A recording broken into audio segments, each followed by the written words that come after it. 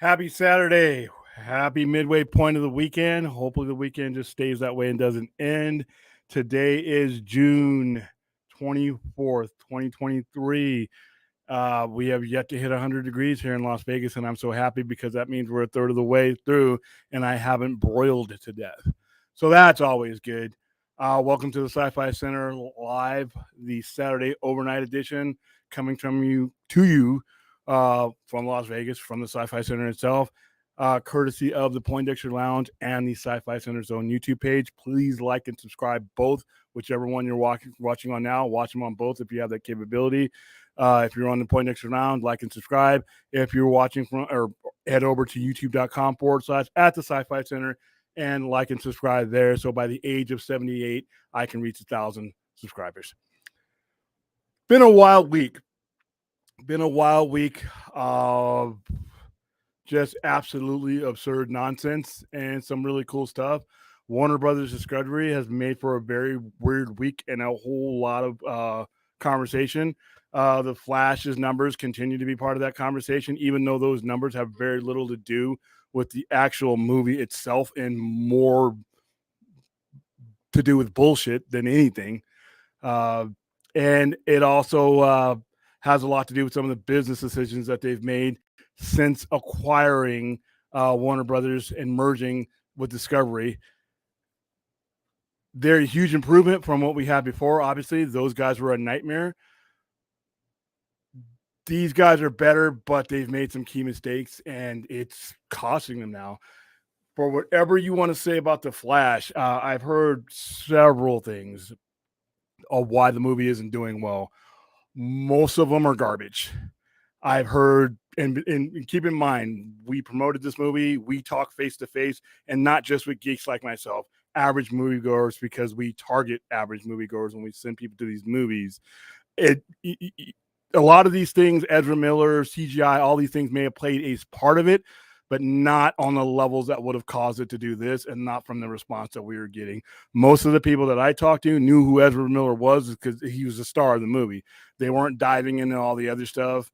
The CGI, I saw the movie twice, and maybe because I'm an old school practical effects person, the CGI didn't bother me, and it really didn't play much of a factor in the in-person response that I got when I was talking to people on their way out of both screenings that I went to.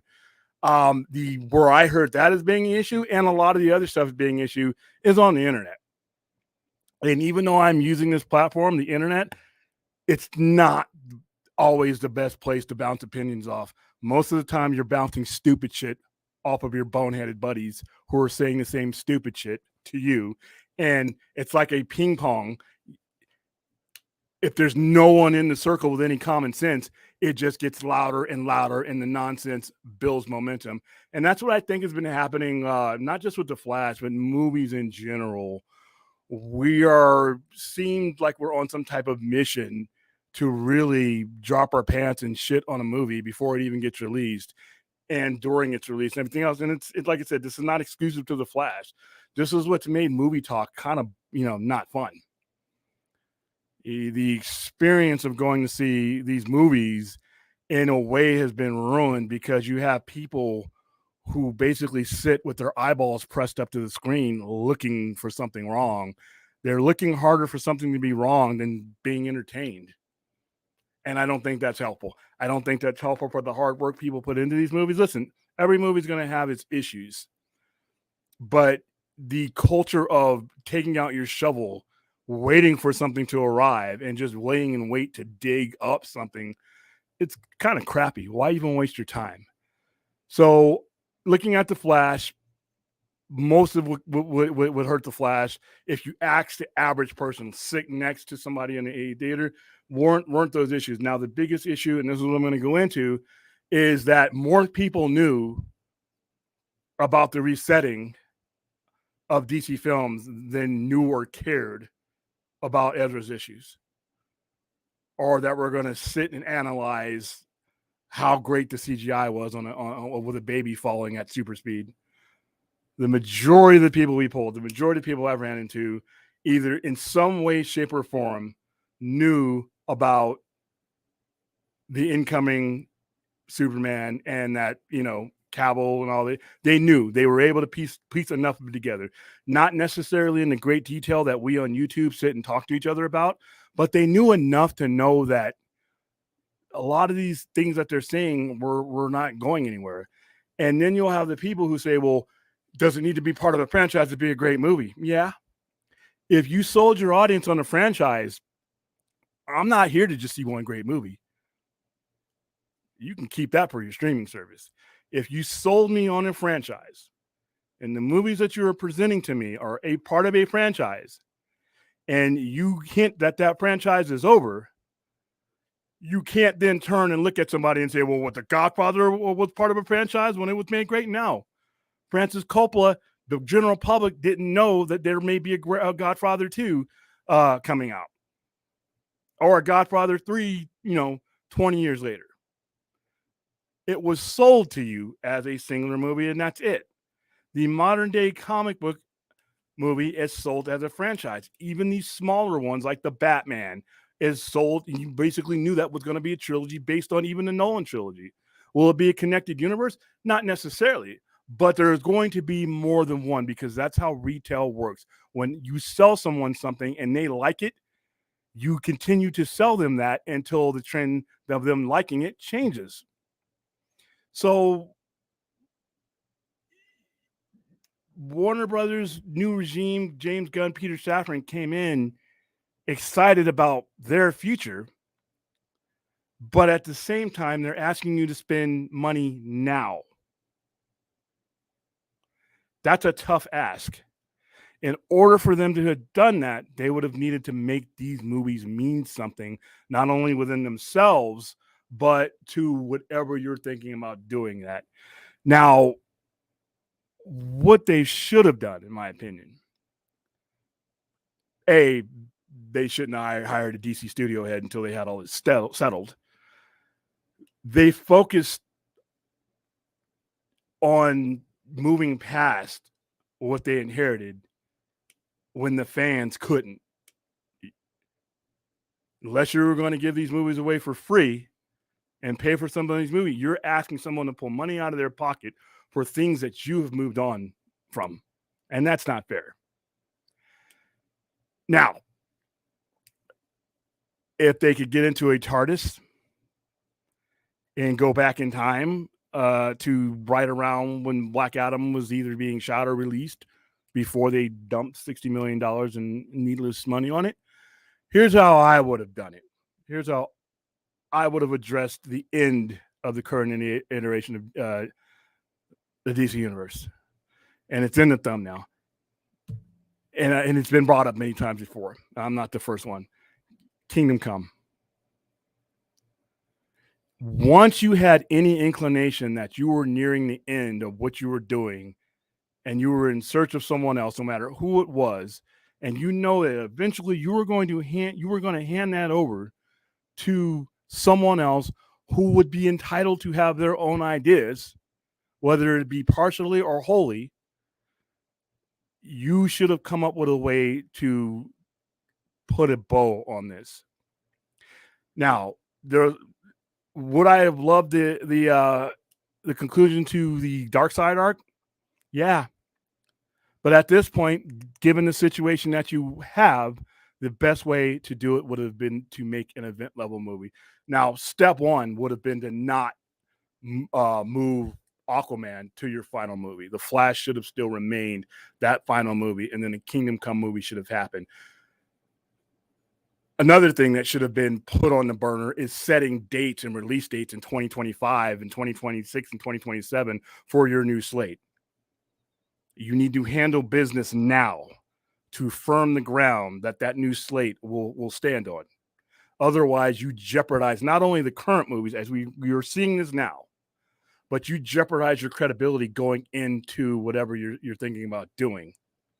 So the focus should have been on what we have now.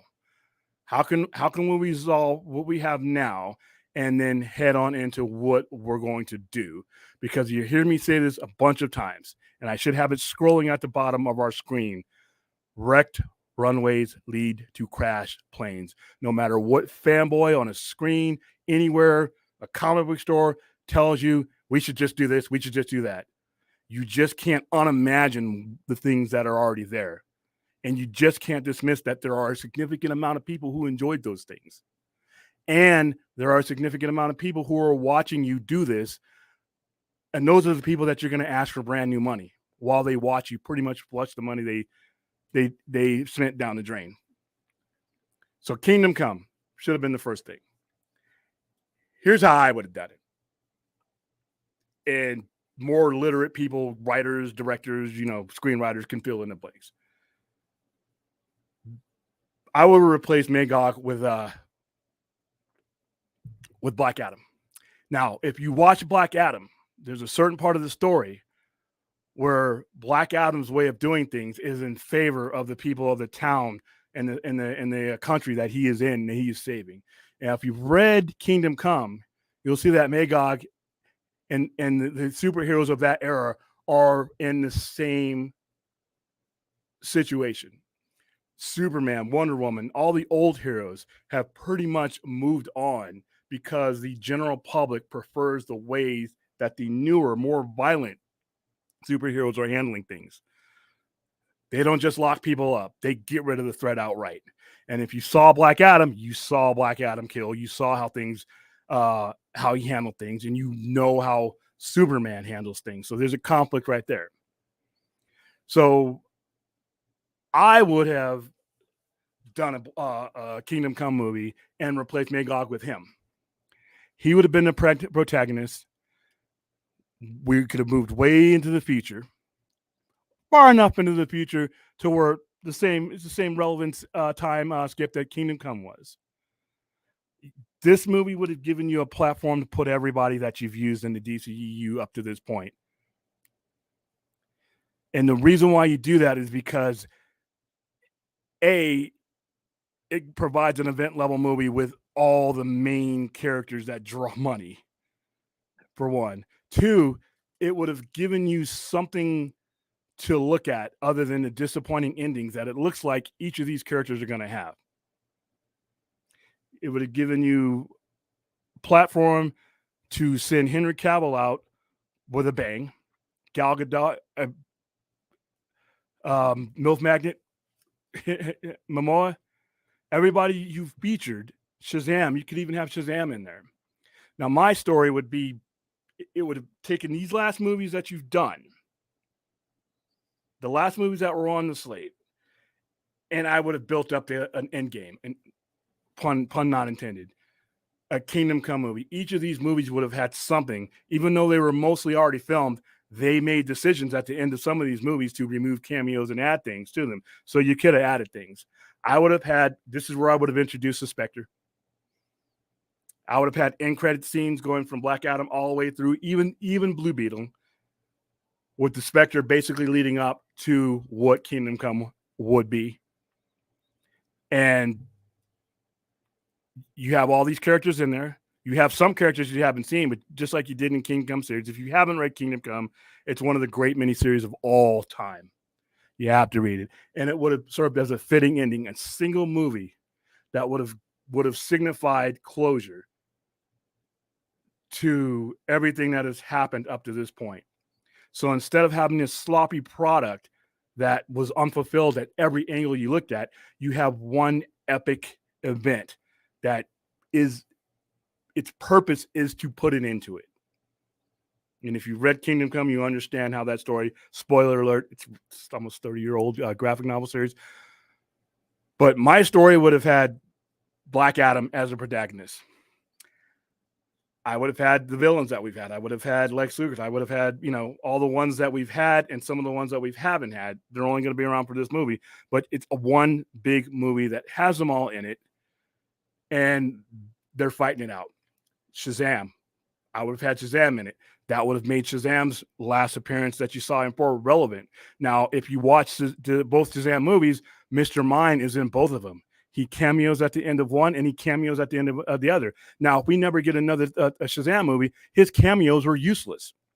If you've seen Kingdome Come, you'll see that there is a worm-like creature that they never say is Mr. Mind, but it's based on the premise of that type of character that takes control of Shazam.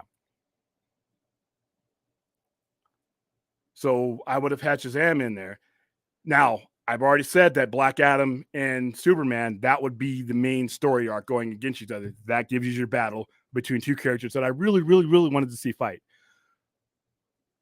But who does Shazam fight once he's taken over? Guess what? You knew coming into this situation that you had another Kryptonian that you could work with. I have him fighting Sasha Calle's Supergirl. I haven't seen anybody who didn't want to see more of her. And you should have built up each of these movies. Blue Beetle. Now, what I would have done with Blue Beetle, because now he pretty much told us that Blue Beetle is the first character in his universe. I have the Spectre take Blue Beetle and have him replace Norman McRae. Now we're seeing the Kingdom Come ending through Blue Beetle, who is the only one of these characters, more than likely, that will carry over into what Gunn is doing. And at the end of Kingdom Come, there's an atomic bomb that kills a lot of people, including Shazam. You can rewrite whatever ending you want with that. You can have The Rock go out with a blast. You can have Shazam go out with a blast. But everything you do headed towards this one movie, these last 4 movies you have, is leading up to this. And you're working with James Gunn, who just came into the room, pulled out a chair. You're coordinating with him so that he shapes what he needs for this to catapult us into what he's doing. Had they had done that, all these movies would have meant something. They would have meant something, and they wouldn't be easily discardable. Because right now with HBO Max, or Max, by the way, that's a whole nother stream of nonsense. Why did you take HBO out? But with Max, you're talking about money now. You've given me a reason to say, you know what? I've just made this choice easier. I'm going to go ahead and wait for this to come on HBO Max in 30 days. And in today's economy, where I've always said over and over again, all this money that you spend just taking a family of 4 to the movie theaters, you might have 2 really good movies that you want to see. One of them may have to hit the cutting board and wait for streaming because of financial reasons. Now you've added the fact that your movie isn't going anywhere. You just made it easier for them, a family or somebody, the bill payer, to say, we'll see you in 30 days on VOD or worse. That's not good. The priority was the reboot. But the priority should have been the now. What is happening now? You had your eyes on the mirage in the desert with the palm trees and the waterfall and everything else, and you forgot that there was a whole lot of sand and desert you had to get to even get to that. And what state are you going to be in once you even get there? We're talking 2025. Superman Legacy, I like I said, unless something happens with this strike that makes up for a lot of time, we're talking originally, July or September of 2025? The strike has been going on for 3 months. Any work, and they would have to fast track and jury rig stuff to make it out in 2025. So now we're talking 2026 sometime then. How am I getting excited for something 2-3 years down the line enough to the point where I'm going to go spend money on something you have clearly given up on? Now, a lot of the people will say, well, why would they spend that kind of money? Well, it would cost too much money. It wouldn't be worth it. Warner Brothers Discovery, by the time it's done, is going to spend $1.2 billion on marketing. That's on top of the money they're going to lose on production costs on some of these movies. $1.2 billion with a B. High end, even if you do the fanboy exaggerations of budgets that we all do. Let's say Kingdom Come cost you $500 million. It's not going to cost you $500 million, but it's probably going to be a $250 max. But okay, let's benefit of the doubt. Let's give the naysayers an extra $250 million to play with. That's I'm not a mathematician, but 500 million is far less than 1.2 billion that you're not going to get any mileage out of. So now you've augmented the remaining movies that you have, including Blue Beetle, Aquaman, all these things. You use these end credits to make this part of one big gigantic event. And you market it that way. The door is closing on this new universe. Another one is opening. You get people in the same breath that you're closing this door, you're getting people excited about this new thing. Instead of just waiting around, flipping a coin to see some movies that, for the most part, may not be going anywhere. And if they are, you haven't done a really good job in communicating it to your general public. Because trust me, that was the main feedback that I got from people we sent, is that I'll just watch it on streaming, and but I didn't really get the excitement about 2025 either. So it's a self-inflicted wound. And really good movies. And The Flash isn't a perfect movie. It isn't the greatest superhero movie of all time, but it was good enough to make more than it did. I've seen some pretty trashy movies in the last 3 or 4 years that made a lot more money because they were put in better situations. And see, next time somebody tells you they really just need to focus on making a great movie, you go tell them to go jump into a wall until that makes any more sense than that. Bang their head into a wall, and that makes just about as much sense as what they just told you. There have been plenty of good movies that have gotten torn apart by circumstance, lost money because of circumstance. But I can give you 4 or 5 movies that just been released in the last 2 years that were horrid movies that made a lot of money because of the situations that they were in, the momentum that they had. So the autopsy on the Flash doesn't even start with the dead body of the Flash. It starts with the people that killed it to begin with. That's prior management. Those guys were a circus. The same people who were making the decisions that got us here were going to greenlight the Wonder Twins. Let that sink in for you. We were going to get Gleek the monkey before we got another Superman movie. We were going to hear Wonder Twin powers activated before I ever heard anything from a Ben Affleck Batman again. Now we have the new guys. And as much of an improvement as they are, there's still an old Hollywood mentality that is pervasive, that, like I said, it's where we are now. They made decisions with the Flash as far as cameos and endings and things that affected the Flash. They were the ones that announced a new beginning with no plan on how to handle or how to communicate what the now is. But we want your money now. Want you to go out and spend $14. Want you to go to IMAX. Want you to buy that $10 of popcorn, $7 soda, candy, times 2, times 3. If you want to have a good time, they want you to spend that money now, but they got their eyes set on 2025, 2026, 2027. And I always tell you, math is undefeated, and it didn't lose here. Math beats stupidity every day of the week. It is not me. It's not me. Plenty of people saw the Flash, thought it was fun. But we're not just talking about a Flash thing. Shazam was a good movie. Both Shazams were great movies. They suffered. Blue Beetle could suffer. Blue Beetle's more of an outlier. Blue Beetle has a chance, and they didn't spend a lot of money on Blue Beetle. So I don't think Blue Beetle can fail in that manner. Aquaman spent a lot of money on Aquaman. Spent a lot of time on Aquaman. And whether Aquaman's a good movie or not, Aquaman is going to pay the price for nobody having a plan to resolve the now.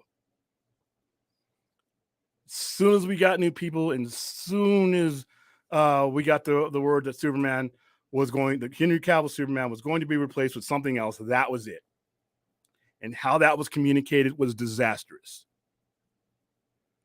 That immediately gave birth to the reboot monster. And if you watched any stream I've been on, and unless it's your first time here, you know what I think about reboots.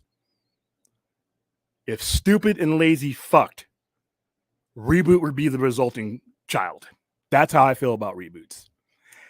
And it's not, in my opinion, an unfounded opinion. Look what we're going through now with these movies. Look what we're going to go through now with these movies. Transition is important. Credibility is important. Warner Brothers Discovery and the current DC doesn't have the credibility to start over again. It's like that. Like I said, you keep taking your car to a mechanic who keeps screwing things up. Yeah, the car runs for a little bit, but every time you take it out, there's a different problem. And it's almost like he's wanting you to come back to spend more money. How many times are you going to keep coming back to him? His credibility is suspect. Your money is real. So that's where we're at with the wonderful world of DC. There are other things that we got to get through once we bring in the wingmen, as far as selling stuff, selling musical rights to other companies, entering deals with Netflix to sell licensed shows. That's one thing I find hilarious, because back when the whole, sell Snyder stuff to Netflix came out, I did streams on how business-wise it could work. But so many people basically just wanted to shoot everything down. Everybody would say it was never a possibility. No one could ever give you a business reason. I heard some of the dumbest inane stuff. Or why they would never do that. Why would they compete with themselves? Why would they do this? Why would they do that? I never heard anybody pull up a chart or pull up an agreement or explain to me if they knew what a limited license agreement was or a non-exclusive license agreement. No one would ever say that. They just listened to the dummy to the left of them and the dummy to the right of them, and they repeated it. I don't need the internet for that. I can go out on the street and get a bunch of winos and we can repeat everything we say to each other. No one ever gave a legit business reason that you couldn't do that. Now, I'm not saying that would happen, because it still takes the sheer will to do it. But now here we are months later with something that's a lot closer to HBO selling licensed content non-exclusively to other streaming services than we were when we were talking about this. And a lot of the reasons why they're doing it are the same reasons why people who were thinking about this stuff and logistical terminology said they could do it and how it could be done. Whether it was ever going to happen was nil, or was a slim, some possibility. But the mechanics of something like that were there.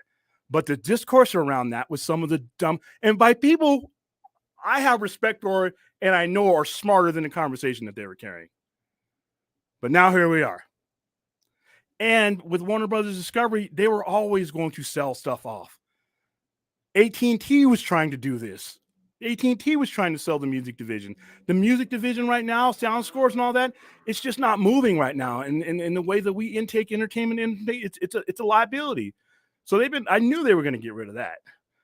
But like I said, when you roll things out the way they've rolled things out, it just looks like a perfect storm, when all it really is business. So I digress. Let me bring in Thade, who thankfully is on Avatar, and then Brad. I'm pretty sure I'll hear some strange sounds in the background. Sounds like the UFO taking off back there. What's up? Yeah, what's up, man? How you doing, Brad?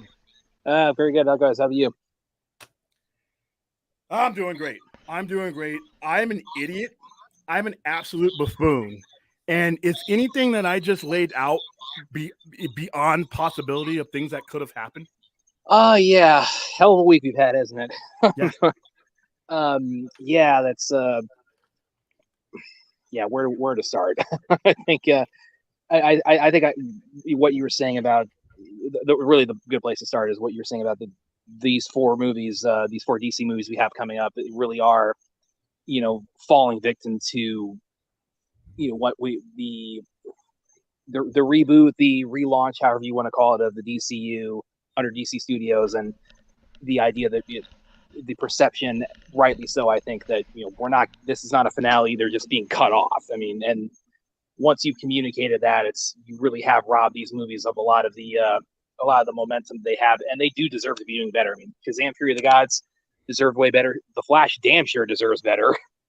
And I'm really despairing for Blue Beetle and Aquaman: Lost Kingdom. I think Aquaman has much more of a fighting chance than Blue Beetle, just because the first movie and the recognizability of the character and Jason Momoa, Blue Beetle, and especially with what Gunn has said about him being kind of like the inaugural character in his universe, that's really going to be tough with the kind of the circumstances they're rolling into with it. So, I mean, everything you introduced with, I mean, I really I got no dispute to it. Yeah. Like I said, you're not going to see my name on any alumni list of NASA. You're not going to see me and standing next to any Nobel laureate. You're not going to see me as the expert on atmospherical pressure or anything like. You're not going to see me any of those places. You're going to see me in a place like this. And yet, I got people that have all this at their disposal, have everything at their disposal to make better decisions, and they don't. And like I said, I excuse us fanboys because that's our job, is to say stupid stuff because there's no consequences. If I say something stupid on YouTube, I just look stupid on YouTube. Yeah. But there's not hundreds of millions of dollars at my fingertips. Well, and especially because of how heavily, I mean, with the the incoming Gunn and Stafford administration of DC Studios, and with David Zaslav, and with the new regime of Warner Brothers, I mean, they were very, very clearly behind the Flash as much as they possibly could have been. They were pushing it like crazy. I mean, what it's going through right now, I mean, it's not from lack of trying, that's for sure. Yeah. And you really have to think about the fact. I mean, I just can't imagine there's not significant consternation in the studio right now about what has caused this very unfortunate downturn for the Flash, which deserves to be doing so much better than it is. I doubt they're watching this show. If they are, hey Dave, how you doing? Hey Jims. Hi.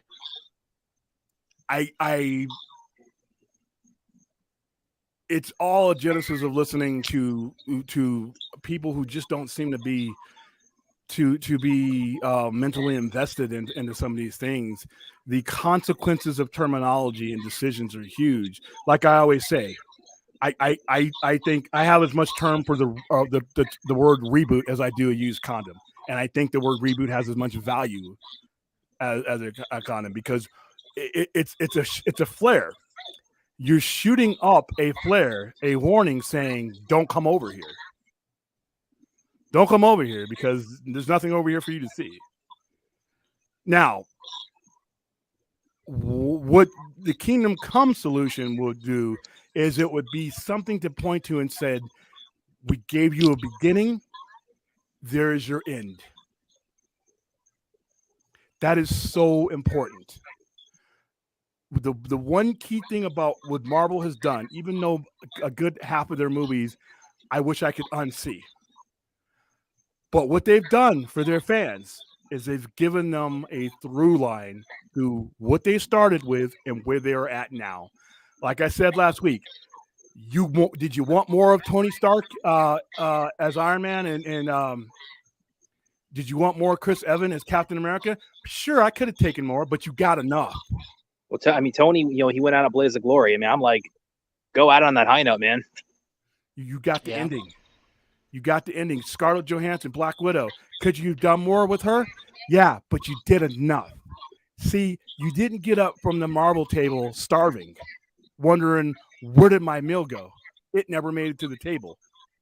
I only got the hors d'oeuvres. I only got the nachos. I didn't get anything else. With these characters, you're always going to be able to say, well, what the hell? And you want more money? You're like a degenerate gambler who I just gave $100 to. You went right and played all bad hands, and now you're coming back. I already know you suck at poker, but you want another 100? But, well, it definitely does seem like DC's economic freebasing at this point. Well, WB certainly is.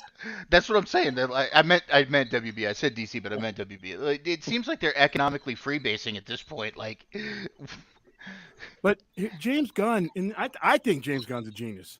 Let's get that I out of the think way James right Gunn. I think James Gunn has a chance to make something good with DC, but does it really matter in the long run now? Because again, like we said last week, WB's been shafting DC for 30 years.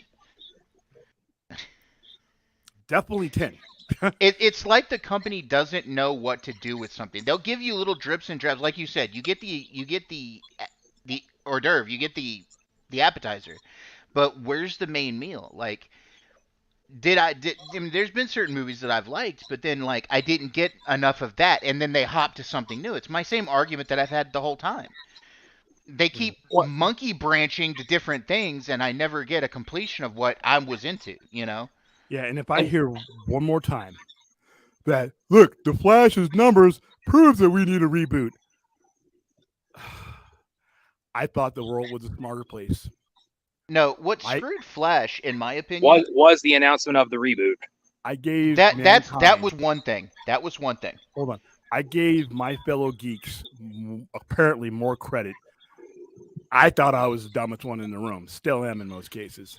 But when I hear someone say something that silly without looking at every molecule that DC has put out since 2017, you sold me on Superman.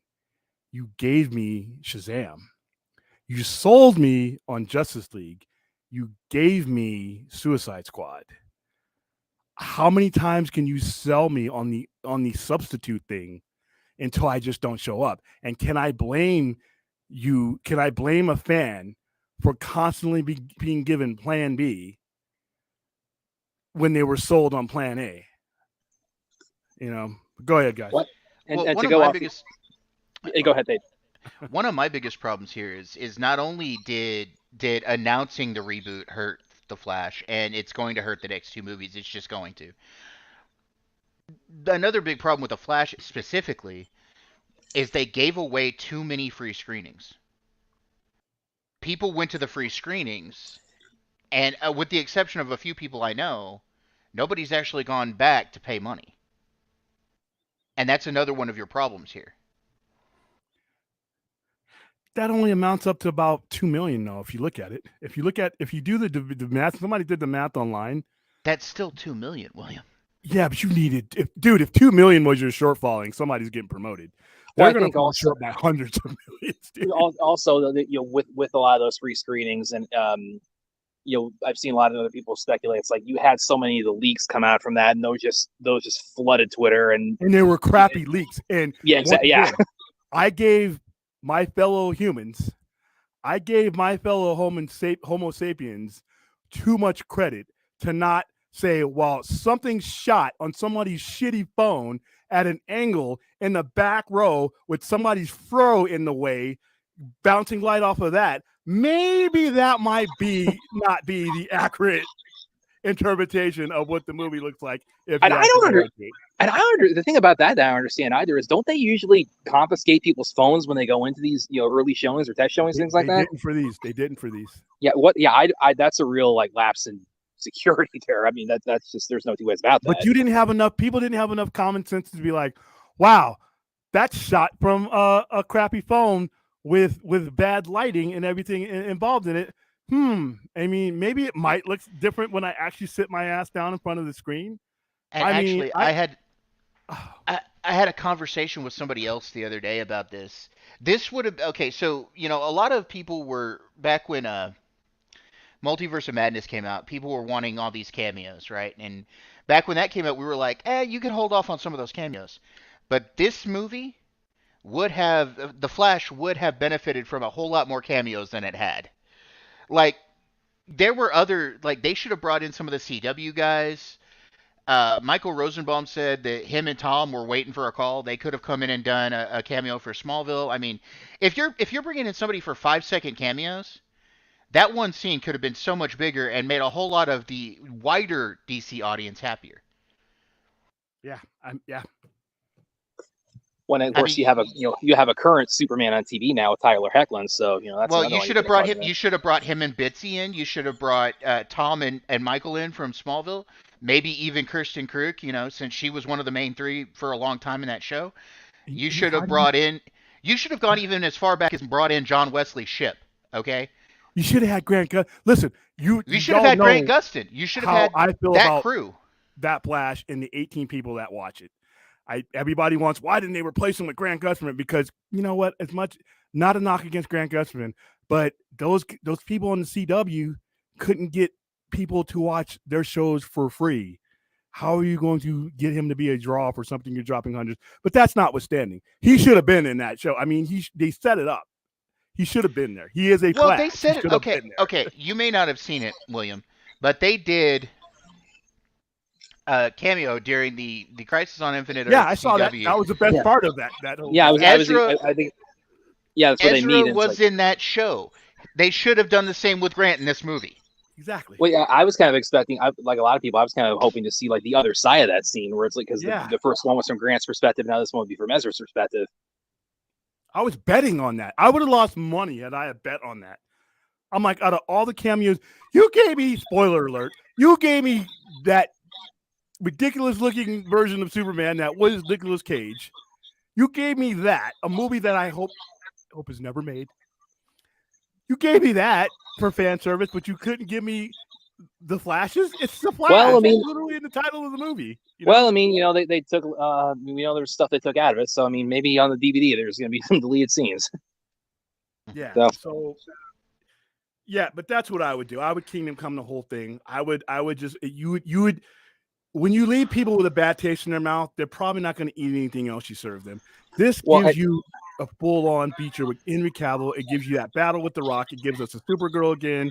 It gives us, we can have other characters that are not that are the Flash. But if you read Kingdom Come, you'll see that the Flashes and Green Lanterns are ambiguous. They're it's them, but they're not as much part of the story. It's about the Trinity.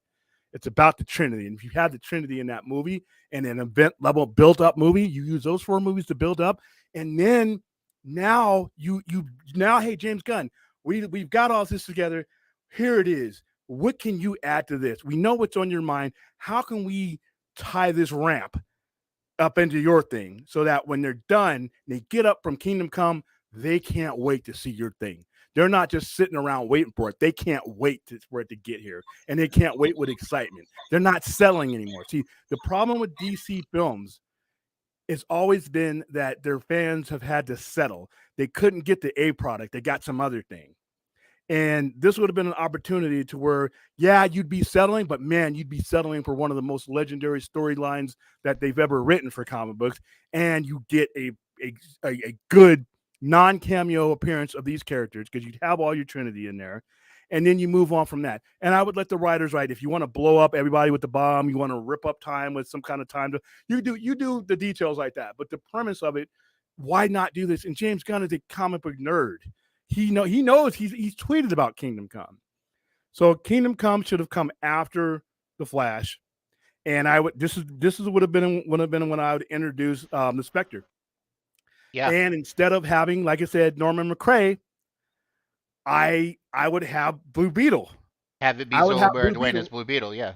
Yeah, and I would be, hey, I'm showing you this now because at some point you have to make sure that this reality doesn't happen in the one that you're going back to. And at some point there are going to be junctures that are going to require a change in course of decision making that led us to what you're watching now. And you're going to need to be the one that steps up and says something or does something. I can't tell you exactly what it is now because that's not my role. And because the Blue Beetle is the last thing that you're going to carry over.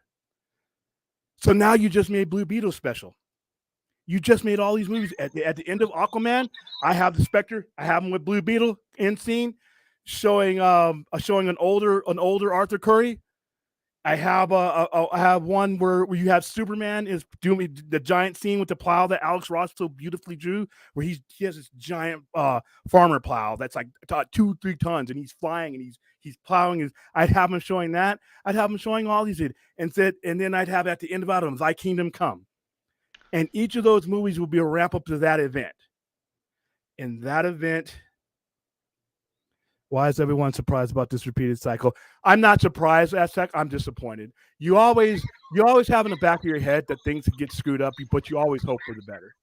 Well, I, and I William, actually I actually brought this up because it says at what it says here at the end. It's in Warner Brothers DNA to repeat the cycle, and that's the problem.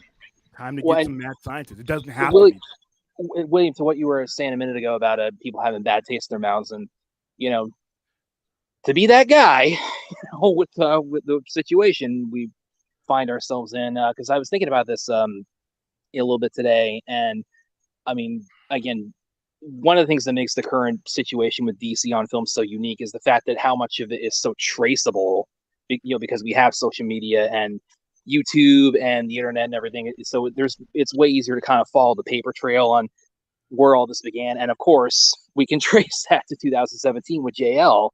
But I was thinking about that more today, and really, I think in terms of what you're saying about people having a bad taste in their mouths, I think a lot of that really, if you think about it, comes more out of 2021 with the release of the Snyder Cut. And what I mean by that is, they had JL 2017, that happened. It was a train wreck. Then they were having to regroup with the Hamada regime at the time. But you had Aquaman come out; it was a mega hit. Shazam was moderately successful, and you had Joker's not part of your connected universe, but it was a big hit too.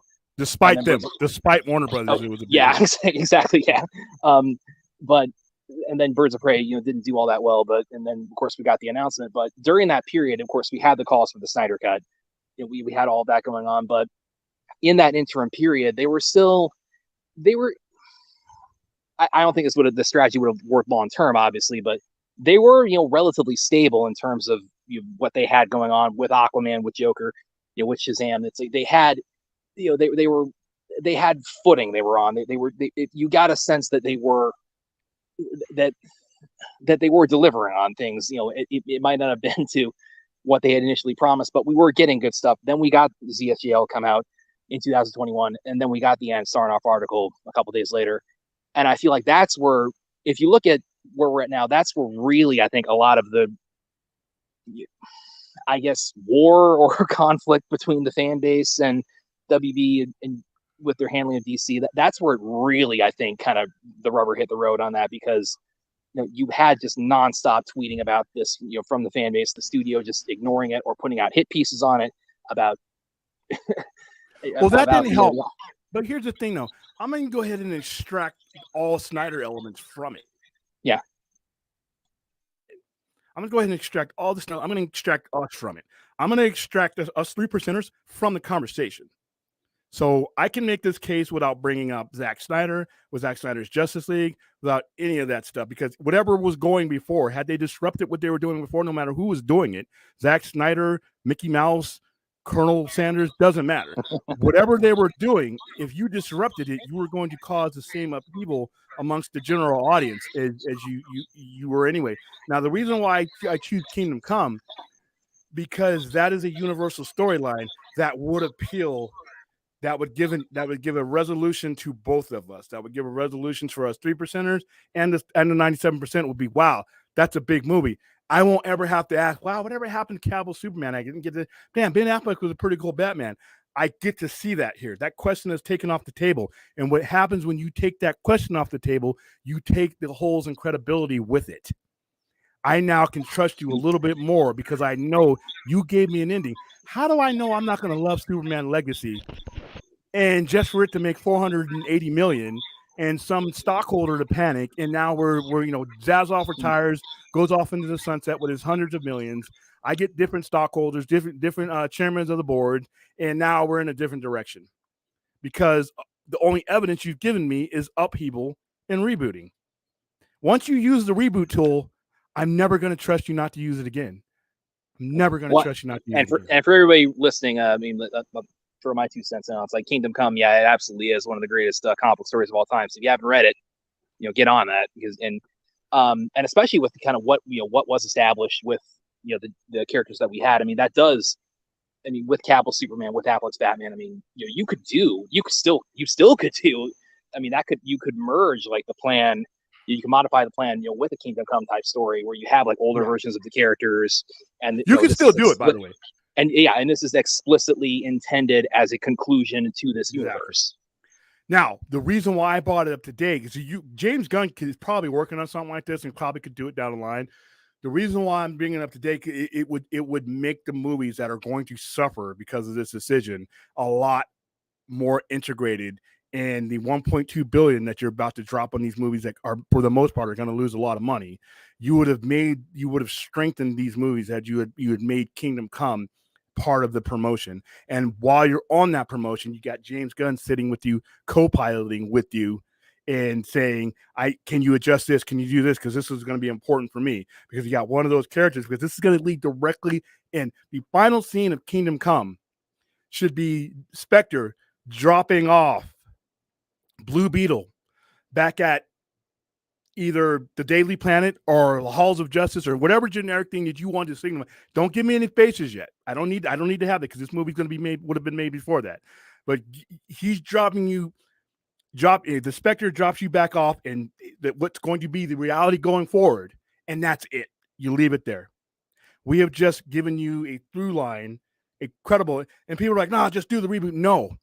No, wrecked runways lead to crashed planes. As we're seeing right now. Yeah, you cannot address your future without addressing the now, and I think that would have been fun, dude. And when we get a Kingdom Come movie, if James Gunn gives us that, it's going to be great no matter when. But not only would it have been great now, it would have been great, and it would have really made these movies special. Instead of now, like I said, people ain't going to admit it, but there's a lot of people that are. Why?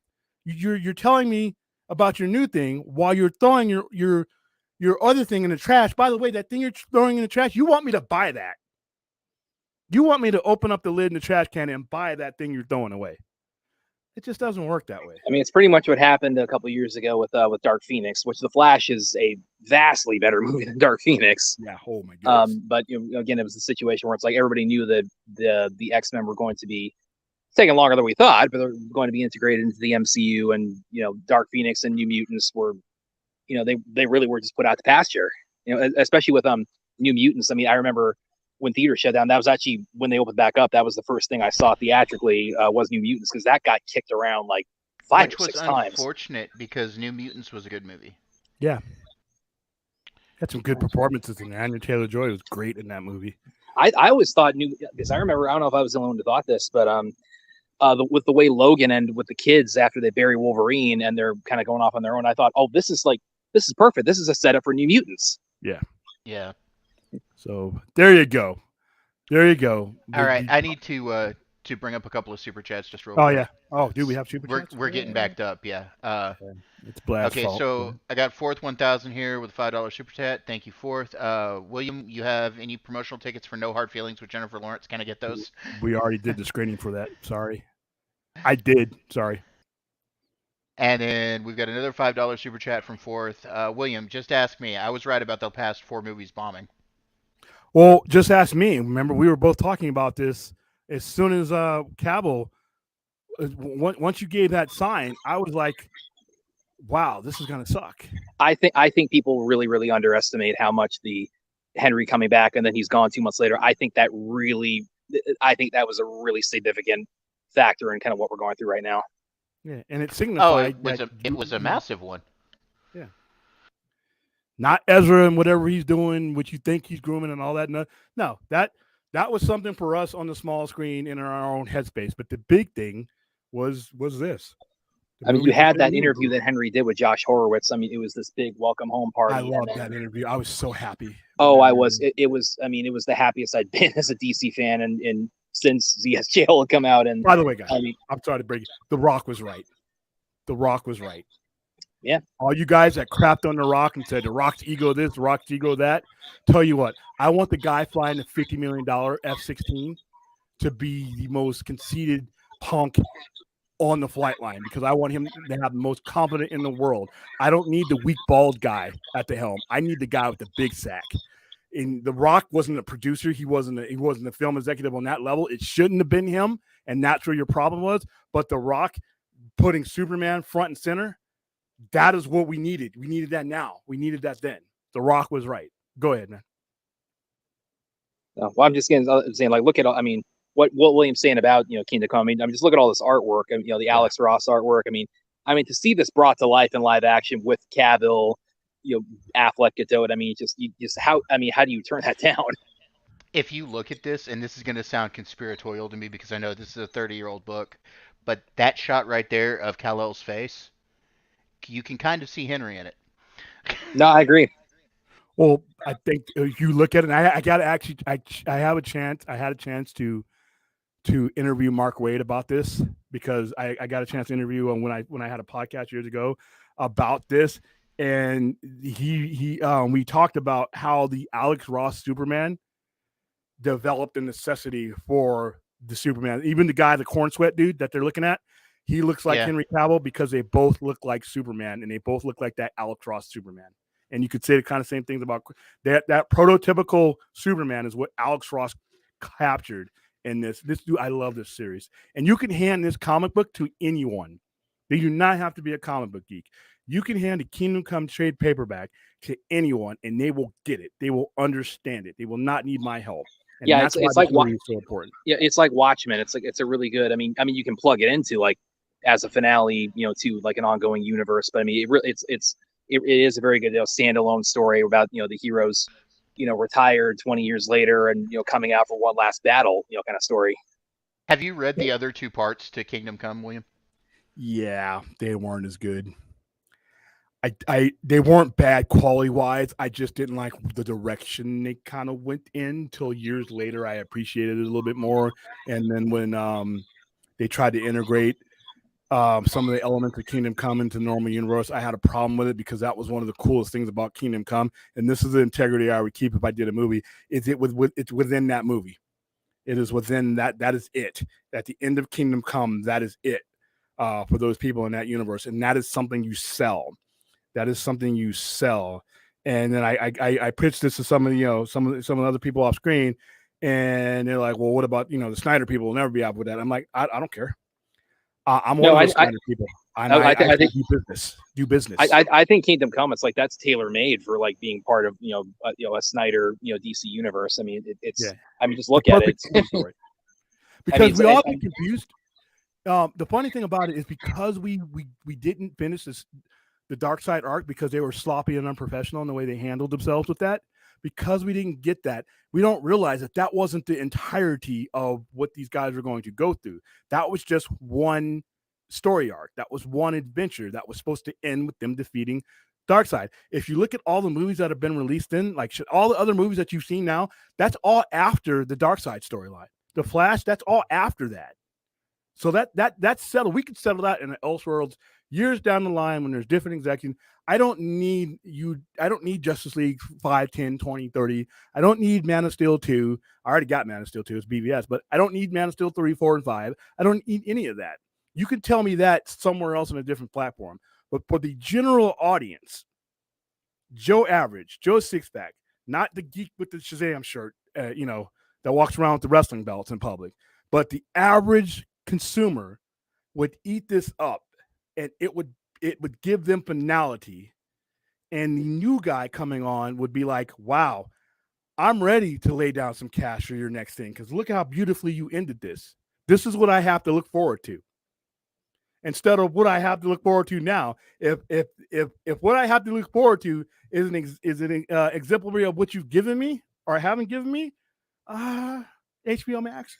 Well, and Williams, something else I kind of wanted to ask, and this is something Film Junkies kind of talked about a bit on some of his streams, and there's speculation about this is that Gal Gadot was recently asked about are you possibly going to be part of Mr. Gunn's DC plans, and she said, I don't have this verbatim, but it was something to the effect of things are being worked out behind the scenes, and when the time is right, people will know. And so the wording of that is kind of interesting, and it's something he brought up, and apparently other people are speculating, and I'm kind of wondering too, is there maybe like a lawsuit in the works with that? Ooh, I don't know about a lawsuit. I always consider, because I always perceive that as maybe somewhere down the line he could use her. Well, he said, James Gunn, when he first came out talking about, became DC head and everything, he said that he had talked to especially after they had let Henry go. He said he had talked to Henry and that he had possible plans for him in the future, just not right now. And that could be what Gal Gadot's talking about there too, and that would actually make sense if he's talking to both of them. And that answer me this with that. I mean, with the situation with these 4 movies, this might be tantamount to spoilers on Gunn's part, but I mean, if there are plans like, okay, we are going to wrap this up, just maybe not right now. Is there maybe like a more pressing need to kind of be a little bit more forthcoming with that? Yes. Not only do they need to be more forthcoming coming with it, they needed to do it, because these movies are getting released in that vacuum that you're waiting. While you're working on that, you're spending 1.2 billion to promote and to give me a lot of cool stuff to give away. You've seen what I have to give away. It's beautifully done stuff, but I know it costs money. You're going to do that for Aquaman. You're going to do that for Blue Beetle. So either you were going to go ahead and release these movies, and you should have had something, either been forthcoming with us and let people know that these movies aren't meaningless, or you should have had this as part of those movies. While you were working on that, you should have been. And to be honest with you, I don't need I have more of use of a new Superman in a new universe debuting in a stable universe than I have for it debuting in 2025 or 2026. I don't need Superman Legacy to hit in 2026 or 2025 if it's going to come under the same circumstances that these movies are being released under. I would rather you spend that time wrapping this up with an epic movie and push those movies down the line and have James Gunn part of it than to have you sacrifice these movies, have them not do well, and then weaken the ground that you're trying to stand on for this new universe. I would have rather them given themselves more space for the DCU while they brought the DCEU to a credible climax. Well, because I see Stella's comment here about not a lawsuit, contract negotiations, and okay. I mean, yeah, maybe. is there? I mean, is there? I mean, there's obviously stuff that that Gunn and Safran have mapped out that that hasn't been publicly announced. But I mean, is that is that what's going on? Where it's like it very well could taken, be. They've taken the cast. They've taken the cast aside and said, "Listen, we got our plans, but we're not going to kick you to the curb. We're going to kind of put it on pause for the time being, and we're going to work out the logistics of it so that when the time's right, we can finally kind of spring this." Kingdom Come finale or Dark Side War finale, as the grand finish to this. I could understand that, but you unfortunately you can't afford to sacrifice 4 movies on the way to that. Not when you came in with 49 billion. When you came in with 49 billion of debt, that would be cool if you had the credibility and people were going to give you the benefit of the doubt. That would be cool. That would be cool if it didn't mean sacrificing 4 movies and further sacrificing your credibility. That would be cool if they had the credibility and the capital to do that. That would be fine. They don't. All right, and now you have a situation where a lot of people are putting good work into these movies, and they're being now. If you were going to do that, then from day one, along with your slate of your stuff that's coming beyond all this, he needed to announce that plan. He needed to communicate that plan months ago, if there is a plan like that. Now, like I'm saying, we may get this. I think James Gunn will eventually do a Kingdom Come. But my whole point of coming into it today was how it could have been done and preserved the credibility and the prestige of the movies that were coming out and made them important, and in turn strengthened his cause. Them doing it down the line is, great. We'll get to see it. But as far as that goes, the damage is done. You know what I mean? And thank you for the comment there, Stella, because that is helping to kind of put some clarity on what I was asking there about, kind of what Gall's statement there. Go ahead and hit the chat. I'm sorry, I didn't mean to throw you off, Dave. Oh, you're fine. Anyway, she says here Zach's actors' contracts are probably up, but these are the options that can be exercised. So it could very well, he could be holding them for future. I mean, one of the biggest things that Zach's mentioned is, not Zach, but James has mentioned, is the Elseworlds thing. He's made really big about the Elseworlds thing. And which the Flash really puts in the forefront. Right. So this could be very well he's working on something for them in the future, just not at this moment.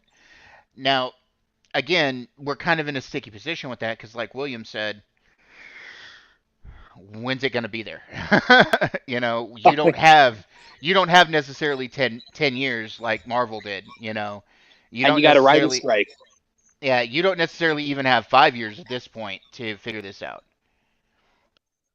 It comes down to what are you willing to wait for, And how much damage? How much and how damage has much been damage done? has been done. And then let me be clear also, because William, you were kind of giving a little shout out there a minute ago, but James Gunn, Peter Safran, if you're watching right now, nobody's saying, I think I'd like to think we're all kind of some of the reasonable people within the DC Snyderverse, however you want to call it, fan community. Nobody here is saying you can't ever make a Superman movie, or you shouldn't ever plot out your own DC universe. I'm looking forward to it. Yeah, exactly. It's like for me, it's like James Mangold on Swamp Thing after we did with Logan.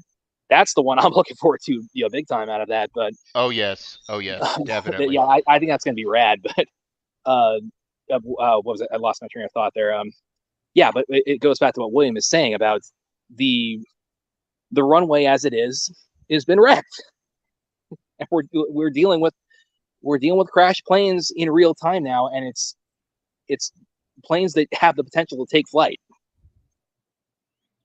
Yeah, I mean, I'm open to the future, but it's really tough for me to dive in just knowing what's gone on. All right, should DC go back to dark series because this bright and colorful jokey route ain't working? I think there needs to be a balance.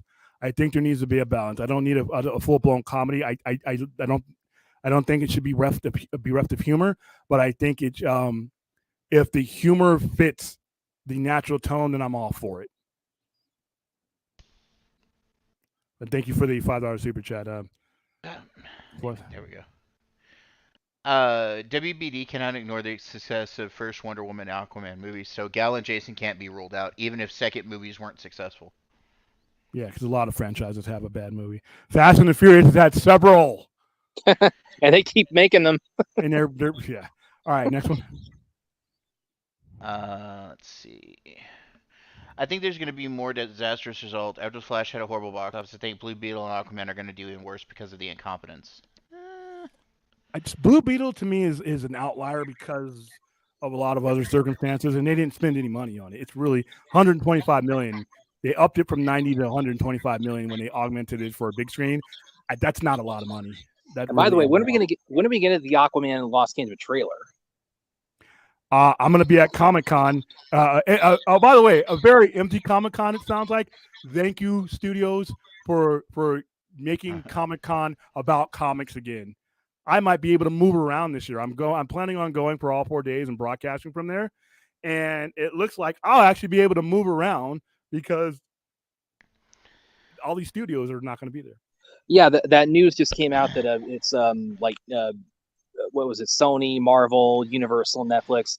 You're sitting out the which means I guess we're not going to get the Rebel Moon anything for the Netflix. Know what? I don't need Comic-Con for that. I got this thing called YouTube. Yeah, that we're on right now because guess what? I don't have to sleep outside of Hall H for 4 or 5 days like a vagabond and get into a room where only 5, 6, 7,000 people can get into. And I'm way in the back. I've been in Hall H before. You know what I can do? I can use this magic wand that I invented today, and I can flip it over to YouTube, and it's a huge screen, guys. Well, but I was going to ask, it's like with all those big studios sitting it out, WB and these, they haven't made any official statement on that. It's like, where would you play? I think the odds of that at this point are pretty low. They're going to be attending Comic-Con this year. I'd say 50-50, but I would if I had to gun to my head, I would say, pun intended, I would say no as well. They need to be there. Well, because also here's the thing, though. Here's the problem. What are you going to do? Announce actors that are going to be on strike? That's the thing I was going to get at, because we have a pending a SAG strike in about 5 days now. Hey, David Cornsworth is going to be my Superman. He can't be here now because we're on. If the strike is still happening, by Comic-Con, then I don't think DC will be there because, like I said, the whole point would be to get people excited about what's coming up. William, I'm going to step away for a minute, so Okay. I'll be back. All right, I'm going to roll down to some of these. Ooh, oh, my goodness. There are a lot of you talking in the chat tonight. Sorry to have ignored you for as long as I did.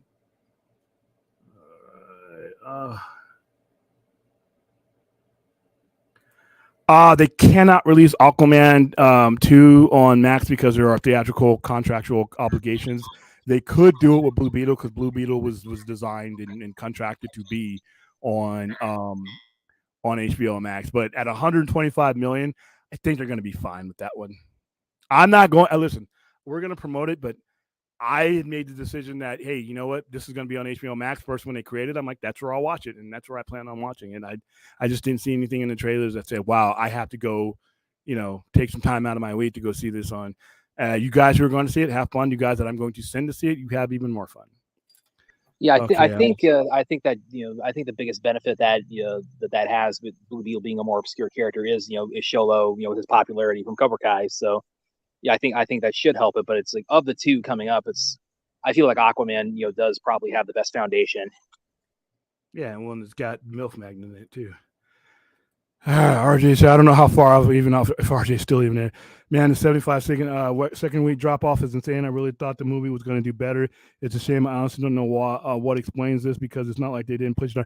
No, it's nothing about the movie. That's the thing. You'll hear a lot of people throw some things around, and some of those will have some factor, but none of those was the dominant factor. If you eliminate, if you'd have had a Kingdom Come movie in place and post credit scenes in place, none of this stuff would have mattered. None of this stuff would have mattered as much. I mean, Ezra got into some bar fights. I mean, it's like he's not the first celebrity that's happened to. Yeah, and they're not the first celebrity that's happened to. The general public is not obligated to care about the right or wrong of a character's life. All right, there have been plenty of celebrities. I brought them up ad nauseum that have done far worse. Deshaun Watson. I was a big Van Damme fan as a kid. I mean, he drove his career to the ground with how much coke he was snorting. Who is this? Jean-Claude Van Damme. Oh yeah, and Robert Downey Jr. And people were like, well, he was held accountable. I'm like, that's not up to you. And that's what the fans realize, that this guy, whoever these people are, whatever they do, they're going to get in front of a judge, in front of a jury, and unless they're on that judge and jury, they ain't going to care about that stuff. But like I said, you pull the rug out from people. That's one of the bigger things around here. I'm sorry, Will. I'm just looking at that image you got up right now. It's like, again, imagine Henry Cavill in that Kingdom Come suit. Oh, dude, Henry Cavill in that Kingdom Come suit. Ben Affleck in that robot suit that he's got in there, and Wonder Woman. Those are the three you focus on. You wouldn't even have to deal with Ezra Miller if you didn't want to, because remember, that Flash in there is not part of the story. And he's like a composite Flash anyway. So, and the Green Lantern that's in there, it's Hal Jordan. You know what? Hey, you know who you get for Hal Jordan? Just to give this a nice bow, you get what's his face. You get Ryan Reynolds again. Ryan Reynolds. Well, Zach had mentioned that was his his intention for like a Hal Jordan.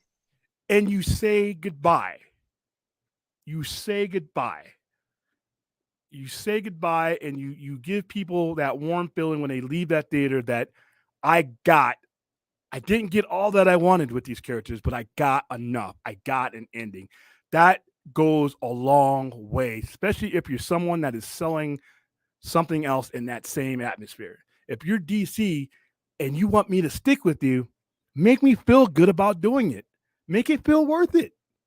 People's time, no one wants to be told that their time has been wasted. Well, and that's what I was getting at earlier when I talked about the immediate aftermath of the release of CSJL was, the old administration. It's almost like they went out of their way to make it a chore to be a DC fan. Yeah, too hard. Yeah, and I agree with this. Especially, and I think there's a sinister strategy to this, and I'm going to put on my foil hat. I think that they had a POV and streaming date for the Flash before they even did this. I think that a lot of the stuff that they're giving us to promote, a lot of the money that they spent on there, they're using a different set of money, because the money that they're going to lose on the Flash is already gone, because that was any money that they had outstanding for the Flash is like people they owed, people they need to pay. That was part of debt that was accrued. because they had to accrue that debt. That debt's already been put somewhere on a loss sheet. So all this money that they're spending it on. To me, my opinion, Foil Hat William, they are spending it so that when it hits streaming, it adds more value to their streaming services. It adds more power to their PVOD, and it gives the movie such a high profile that when they air it on TNT, when they air it on TBS, they air the commercials on CNN, that they get that ad revenue, and that ad revenue is massive. I don't think the average fan understands just how much these things are important when it comes to ad revenue. That's why syndication is so important, because of ad revenue. So I think that these movies in general, and that's why they're so close together, that they're going to get them in there. Hey, we put it on the big screen. Now there's big screen movies coming to our streaming service. There's that prestige, So, well, to go off of that, I actually wrote an article just for on Screen Rant, for just before The Flash came out. It was going off of some of the pre-release talk, and apparently they have decided yet. They haven't announced an official date, but what reporting I was writing about was that yes, they apparently they have slated sometime in fall of this year.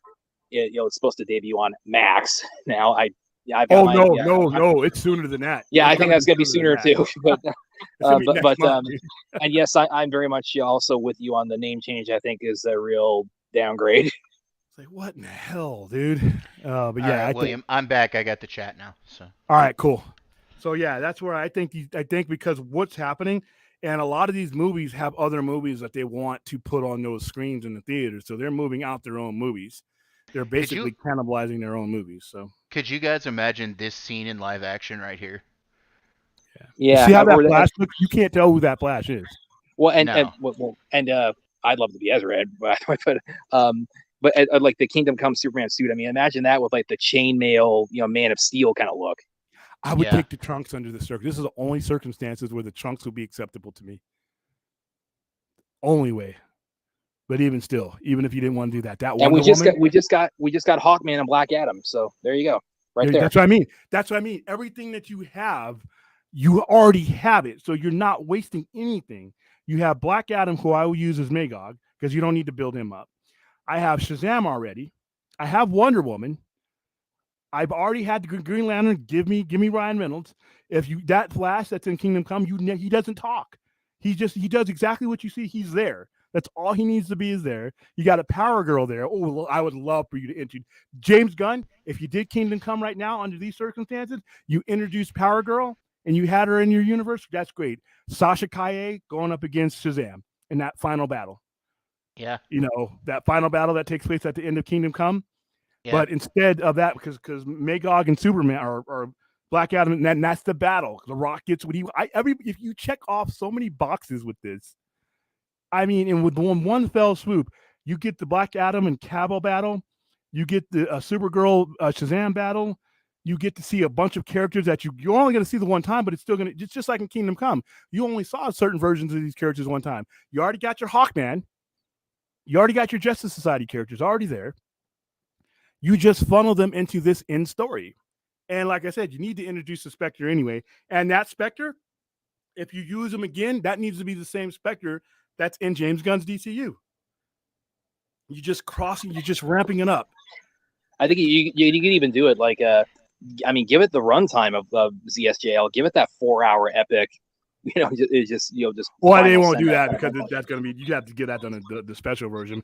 Give me a 2-hour 40. You could do this in 245. Yeah, you could do this in 320. An epic movie like this, if you build it up and market it as a epic event movie in a Super Bowl level type movie, to where this is it. This is the end. When you walk out of that theater, you're taking a deep breath and like, there's nothing left. I can sit and imagine a whole bunch of other things I could want. But it's like you gave me so much food that I can't eat anymore. I got up from the table and I left half of it there because I'm full. And we haven't had that feeling with DC. If Gunn approached Top Gun director, were you going to read it? I'm sorry. Yeah. Fourth 1,000, another $5 super chat. Thank you, Fourth. If Gunn approached the Top Gun director to direct Superman or any other non-cartoony movie director, that would perk more interest in Gunn directing. I disagree, but okay. Well, I mean, as William has said, Gunn, him directing Superman Legacy. I mean, and him being the co-CEO of the studio and writing the movie. It's like, I mean, this is kind of like he has to kind of take ownership of the first bout. You better direct that movie. You better direct that. I don't even see why that was up for. People were asking me, "Do you think Gunn's going to direct?" And I'm like, "Yeah." I was saying that direct weeks before. This is your ass. This is the most important part of your ass. So yeah, you don't hand your ass, the most important part, to someone else. This is the fulcrum. So I agree with him 100% being But yeah, like what you've said about the strike, I do agree. It's like I think we're most likely looking at a delay on and of course, if you delay Legacy, then you got to delay everything that comes after that. So and then of course you've got this quagmire, and now it's like because of circumstance, these 4 movies not doing the business they should, especially again, The Flash deserves to be doing so much better. So that's where I came with the question I posed a minute ago. Yeah. Does this force their hand in some way to be like, okay, we got to pull back the curtain a little bit more on what we have coming up? If they got something special, tell us. That's been the worst thing about DC. And that has been a consistent thing no matter who's running it. You need to communicate. You need to keep us engaged. Like I said months and months and months ago, every Wednesday, DC should have a 1-hour show about everything DC. And part of that 1 hour needs to be 15 minutes of James Gunn talking and getting us excited. Not spoiling it for us, but telling us enough of what we need to know to keep us engaged. Jim Lee needs to be sitting right next to him to tell us what's going on with the paper medium and how that's going to tie into everything. Those two guys should be sitting with a host or somebody, and it needs to be on YouTube, and that needs to be streamed on Twitter, Twitch, everywhere where eyeballs can see it or ears can hear it. That's where it needs to go. Every Wednesday, new comic book day, new information day, and all this gets get. You drop me hints, you tell me things. Instead of going back and forth on Twitter, because Twitter is subjective. Me and you talking face-to-face is not subjective. Have some questions out there that somebody filters through and asks them the most prevalent questions so that when he's talking, if the horse is talking, bullshit doesn't seep in. And that's the problem right now is where we don't have the right information, clowns fill in the blanks for us. And now we have a circus. So if he's got something special lined up, you need to start giving us hints and letting us know, keep us engaged. Because right now, DC is the easiest thing to disengage from. You need to keep us going. So, yeah, I agree. Yeah. All right, next one. Before we move on. Of the previous regime, I understand James and Peter could have done better, but they were still trying to clean up the mess from the previous regime with their stupid decisions. That is true, but you know what? Don't take the captain's chair if you're not ready to steer the ship. Don't take the job. If you're going to take the job, you had enough time to think about that. You had enough time to think about the pros and cons. You made the decision to take the job. And if you weren't up for it, then don't take the job. I think they're up for it. They just made some bad decisions. Yeah. Right. So how could James Gunn connect the Kingdom Come storyline to Superman Legacy that does not include the Spectre like you explained, William? That doesn't include the Spectre? Use the Flash.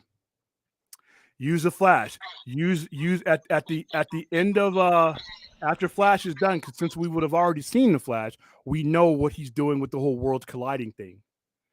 And you see the Flash darting through after he sees the bomb drop, and at the end of Kingdom Come, where everything is just destroyed. The Flash comes zooming through and basically moves that, but he's not able to, save that universe. You could pretty much have him wipe that universe away, or that universe gets merged as the bomb is blowing. That universe gets merged into the other universes that you saw happening in the Flash. So you could do that if you weren't going to use it. By the way, one comment I would like to kind of drop with what we just heard about how horrendous the previous administration was with community camp plans, which, I mean, I don't think there's any debate left to be had about that. But without going into spoilers on the Flash, there's kind of an explanation involving like how parallel realities and timelines and things like that work. That is, awesome. Again, it's really clever. It involves spaghetti, and it reminded me of when the guys who directed the Batgirl movie that got canceled. They mentioned at the time it was something to the effect of, this movie takes place in a spaghetti of multiverses, which, now having seen The Flash, that puts Batgirl in so much better context, which, again, the Hamada regime utterly failed to do. Yeah, they failed to communicate. And like I said, I would use a Spectre because the Spectre would be the one person that you could take over and use the other. But if you didn't want to use a Spectre, you could use a Flash, and the Flash is basically, he's destroyed. He stops at that universe. He looks at it, and he sees it's being destroyed, and he's going to say, "I can't save it." Superman walks up to him and said, "This universe, we need, this universe is done. It's had its course. Let it die." And he tells Barry to go because they just dropped an atomic bomb and wiped out like a whole civilization. So, Superman would basically say, "You know what? What's better, trying to rebuild from this destruction, or for this world to have never existed and a better one to be in its place?" And then the Flash just leaves and lets it go away. The other thing too that would also work if you were going to do a Kingdom Come type story as a conclusion to this universe is that because BBS, I mean, obviously that is partially taking cues from The Dark Knight Returns, and the thing about Kingdom Come is that it's all in some respects it's almost like a Dark Knight Returns type story for Superman. So you could there is a kind of symmetry with that, with Superman's place in that, and putting that as kind of a parallel to where we saw Batman introduced in BBS. Yeah, I mean, it could all work. It's all there. And if they're thinking the same thing I'm thinking, then right now, I understand wanting to keep things under wraps, but dude, there's a lot of damage and a lot of people's some really good movies are going to take it right in the balls if we don't communicate. Their feet are definitely a lot more to the fire now, I think, for to sort of come out and say, okay, we've really got to be forthright in a way that our predecessors failed to do. Yeah. All right. Next one. Realistically, can the Kingdom Come Superman storyline actually work with James Gunn saying Superman is going to be a little bit younger? It's not okay. We're not using James Gunn's Superman in the Kingdom Come storyline. We're talking about Henry Cavill's Superman being the Superman for Kingdom Come. Yeah, and ending Cavill's run. That's how you end Cavill's run. Now, if you decide, go ahead.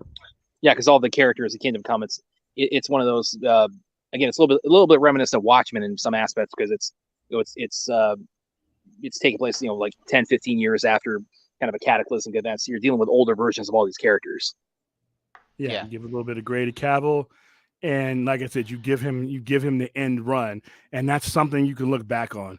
Right now, people, and when it comes to these characters, a lot of people just don't have anything fondly, or memorable to look back on when it comes to these characters. Give them something to, and I think you'll go a long way towards your credibility going forward.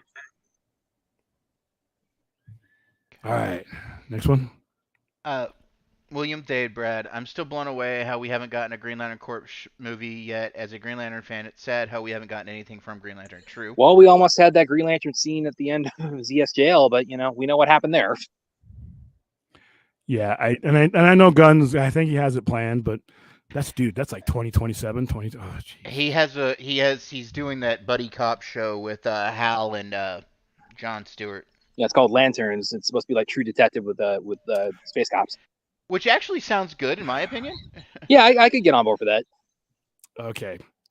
Anthony, people didn't show up for Birds of Prey. Why the fuck would they? Wonder Woman 84. Why the fuck would they? And the Suicide Squad. Why the fuck would they? Why would they? Why are they being blamed for not showing up to what, for the most part, is substitute stuff that they had to settle for because that regime didn't want to touch the characters that they connected with. Why? By the way, hold on. Why is it? It was dumb. What they making those movies was dumb. That's what was dumb. But how can you blame the customer when you were giving him a C product? That's real money that they have to spend. Why would I go? Birds of Prey was a horrible movie. The Suicide Squad was good, but once again, it's a movie about throwaway characters with mainly no recognizable characters in it. That's not what you promised them when you gave them Man of Steel and didn't follow up, and when you didn't follow up with all the main players. If you would have given me all these movies after having taken care of your mainline characters, then you could probably blame the fans for not showing up. But how can you blame the fans for not showing up? Some of these movies were awful. They were concepts. You know, Shazam and Shazam 1 shouldn't have even been made without a plan for Superman and Batman and Wonder Woman firmly in place for a 5 or 6 year program. Those movies shouldn't be made. So I'm going to blame the fan for showing up for movies, 2 of which on your list should have never even been made. I'm going to blame the fans for that. How about I blame the people who made the movies and made the decisions? And that's not proof that the universe, I mean, I'm saying go ahead and end it now at Kingdom Come, but this here is not proof that the universe needed to die. That's just proof that it was mismanaged. But those movies weren't good enough for people to show up for. And I'll also add to that, because mentioning Wonder Woman 84 there, which, say what you will about the movie itself, but, that was, yeah, they were doing the day and day thing, but also it's like when, as far as the box office, that was right when theaters were opening back up. So it definitely has like the COVID thing to fall back on. Well, and people use the COVID excuse, but Dune was released and made money. Kong versus Godzilla was released deeper into the pandemic at a point where we had no vaccines yet. That movie was released in March of 2021. We did not have vaccines yet. Suicide Squad was released in August of that year. I had my two vaccine shots by then. And people were coming to the movie theaters. So, I understand what you're saying on a macro level, Anthony, but on a micro level, these movies didn't warrant people showing up to them. Not only were they not good movies in most cases, but they were in lieu of what we were supposed to be, what we were led to believe we were getting. You gave me some of these awful movies while you weren't giving me another Superman movie. You were giving me Shazam while you weren't giving me Batman. You were giving me Black Adam while you weren't giving me Superman. You were giving me the Birds of Prey while you weren't giving me another Justice League movie. I mean, you can only, the fans can only take so much there. I can't blame them for that, not showing up for those movies. Thank you for I'm not mad at you, Anthony, but I've heard this before. And when you look at what they were giving them, how can you blame the fans for not showing up to some of this? Hey, William, I'm going to have to step out for a little while. I got something I need to take care of, so I'm going to tell you guys good night just in case I don't make it back. Okie dokie. All right, see you, Thad. All right, man. So let's. Good seeing you, man. William, I'll explain later. I just got to take care of something. Okay. I'm going to try to. A lot of people don't like what film did I go too back far? I don't know which ones you're talking about. Now I'm going to jump in the chat. I'm a little bit behind. Shazam and the Flash there. Well, like I said, I mean, you put a good. I like both movies, but you put those movies in a situation to where they weren't going to succeed. You know what I mean? You just can't. Let's see. I have no plan on seeing any of the theaters. I mean, it just doesn't intrigue me. The character Blue Beetle as a comic book collector never. I only would even read Blue Beetle because he was in later versions of the Justice League. I'm not saying it's going to be a bad movie. I just right now I have no interest. I have as much interest to see Blue Beetle in the theaters as I do Barbie, and I have zero. I hate to say that, but. There you go. All right. So, let's see. How you doing, Azteca? I'm just jumping over a little bit. I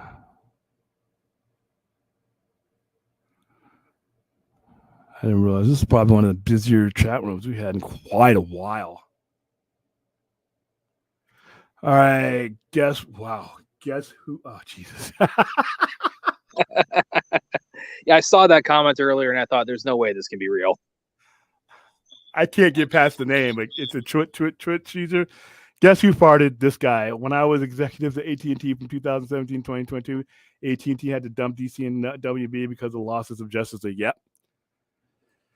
Oh, that's. Let's go down a little bit more.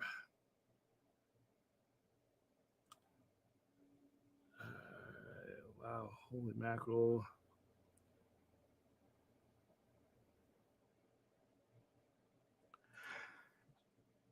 While I'm not trying to be a shill for Zack Snyder, he's one of my favorite directors. He's up there with Denis Villeneuve as far as that goes. Villeneuve, sorry, I'm not French. Yeah, they do, and I liked some of those movies. But yeah, when you match them up together, they do look like amateurs. Oh my goodness.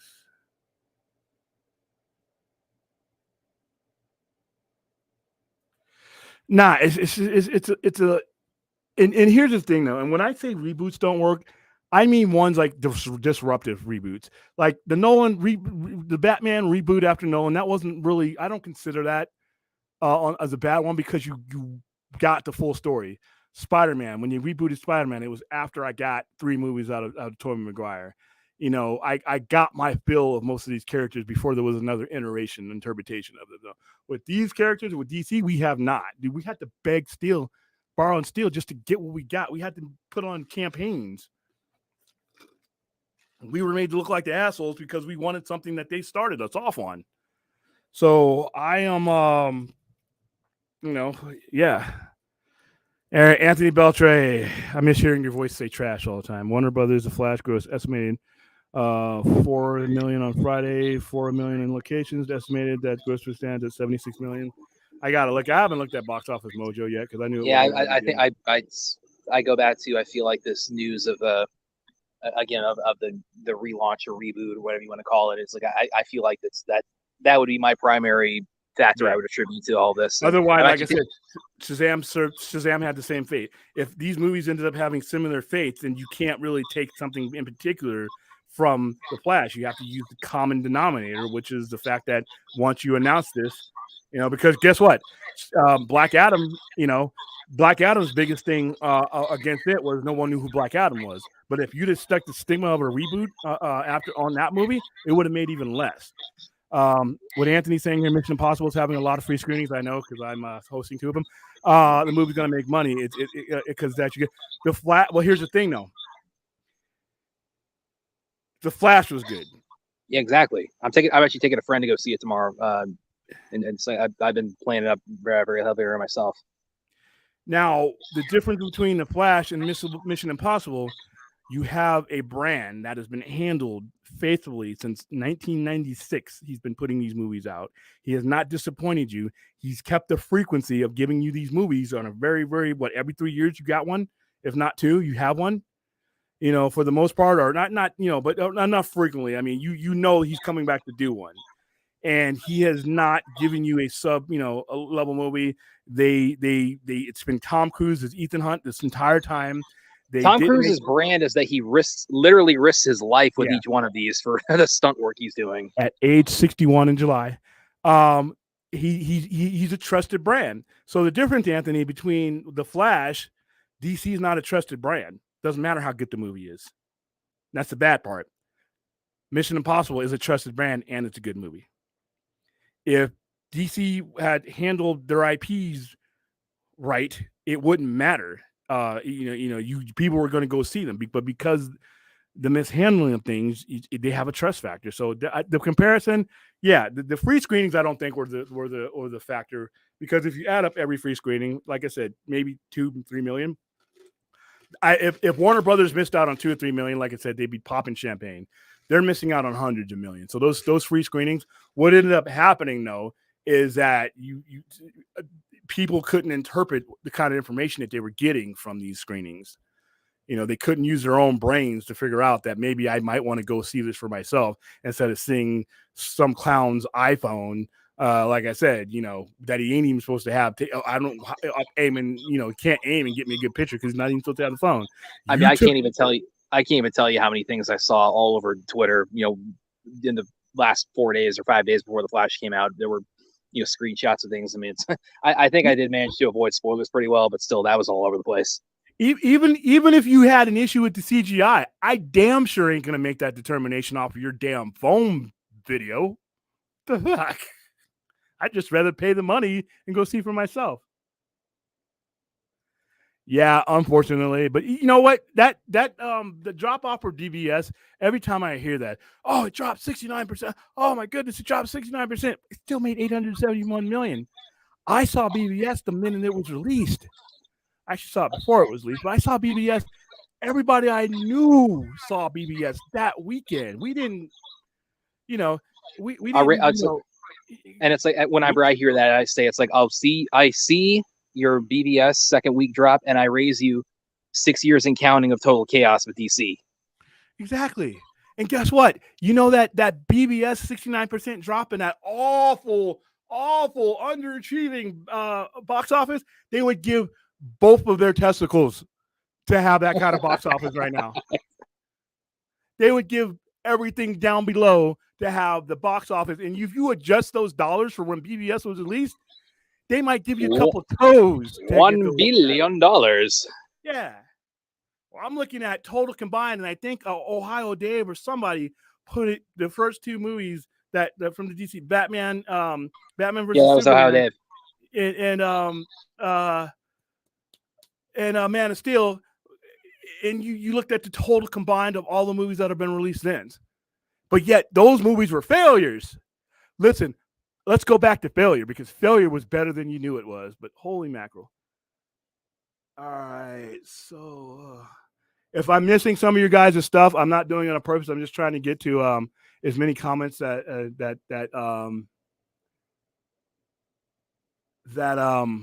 cover a broad swath, because we got a lot coming in. Monkey Jeebus, DC went Marvel phase 4 and then phase 2. I wonder what William thinks of that. Listen, I'll answer that because I think that'll answer a couple other questions in there. I have been a comic book collector pretty much all my life. I'm 48 years old right now. I've been collecting since I was 6. So I've been collecting for them 42 years. Owned the store my entire adult life. I was 18 when I got my business license. I've been around comic books. I understand the DNA that gives rise to what DC is. I understand the DNA and the history that gives rise to what Marvel is. They have always had to be approached differently. No matter, even if you had a common writer that was writing for both, he or she knew that they had to write those characters in a way that was consistent with DC. And when they were writing for Marvel, they had to write those characters for Marvel in a way that was consistent to what Marvel. It doesn't matter how many decades pass. That DNA stays there. That's why when I hear the comparisons between Marvel and DC, it's a bonehead comparison that's easy to make, because guess what? They're both comic books. Look, I get a DC one there's a Marvel one, a lot of similarities. But if you're spending lots of money on these things and you're taking the time to tell the story, take the time to tell the story right. Marvel did what was right for their atmosphere and the characters that the stories that they were telling. DC needed to do the same thing. That's why whenever I see somebody say, well, they should do what Marvel did, they're not Marvel. I don't want Marvel doing what DC did. There is a history and a dynamic behind both of these companies that is important to every facet of these characters. And if you try to blend them, it doesn't work. And that's what DC Films did. They tried to Marvelize a DC product. And it's like putting two chemicals together that don't go together. You're going to have an explosion and it's going to get messy. All right. Rhea, how you doing? What are the other endings that were screened but never cinema released? Do we know? Yeah, they I think Variety published them. Go ahead and explain which one, because you memorized them, Brad. The 3 endings for the Yeah, there was one that was I mean, it's the last, and spoiler warning for anybody who hasn't seen The Flash. It's when Barry's his father's exonerated at the end, and there was one scene that was going to involve him seeing a Supergirl and Keaton Batman, outside the courthouse. Then that was the original ending. Then the second one, it was going to involve, they were going to be there, but also so were Cavill and Godot were also going to be part of that. And I should add also, yeah, exactly. There's also you talk out there that there was going to be an additional scene involving, there was going to be a flip of the BBS Flash scene where it was going to be Affleck Batman. He was going to be communicating to Barry. It's like, you'll find us. You have to help us, because it's implying he's gotten switched with Keaton somehow. And then there's the third ending, which is the Clooney ending, which is the one that's out right now. Wherein lies the problem, because see, they had enough control to intervene and change those endings because they weren't consistent with what they were doing going forward. To me, that shouldn't have been the priority. The priority should have been the now. Fix the now. Fix the runway before you put that Airbus on there and crash it. So there you go. Yes, William does agree, Monkey. They flooded DC with D-listers instead of big guns. Once again, I don't mind the D-listers, but everybody always makes a comparison. Well, Guardians of the Galaxy, no one knew who they were. They didn't have to. Marvel was in a place where they had so much credibility and they had their machine running that you could release Guardians of the Galaxy, which are basically support characters in support of the MCU, and have the MCU support them because of what the MCU was already. You can't do that with DC. DC put their Z-listers in lieu of their A-listers, not in support and in conjunction and alongside of their A-listers, in lieu instead of their A-listers. And that's a problem. That's why we're at where we're at now, and partly. All right. That was saved. Oh, no, we're not bringing up that turkey again. God damn it. Let's see. One thing I wanted to ask William, because again, obviously there's a lot of the epicenter of all this right now with WBD, and DC is centered on the Flash right now, but also, of course, we had the news of that they're selling off assets to different streamers, and there's this they've implemented kind of a new AI system for greenlighting things, and then there was the TCM thing that Spielberg and a bunch of other directors intervened in, and eventually Abdi and DeLuca kind of got put in charge of managing that. And I was kind of wondering, I'm with a lot of this news, I'm getting the impression I don't think Zaslav is going to be hanging around there long term. Oh, I think he's 63. He's got hundreds of millions of dollars. He may retire. If it were me, I'd be already on the yacht already. But he may, I can't tell when people have that much money and they don't have anything. The merger was his big thing. He did it. I don't know how long he's going to stay along. But I do think that was part of his plan when he bought it. I think one of the things that AT&T was trying to do is they were trying to spin these things off. They couldn't do it. And that's why Zaslav got that. So I don't take that as much of a shock to the system as a lot. It's just because it's happening now with all this other stuff. It just looks bad. But that part, I think he probably had the shareholders read in. Monkey Jeebus, William thinks Marvel is going to do great.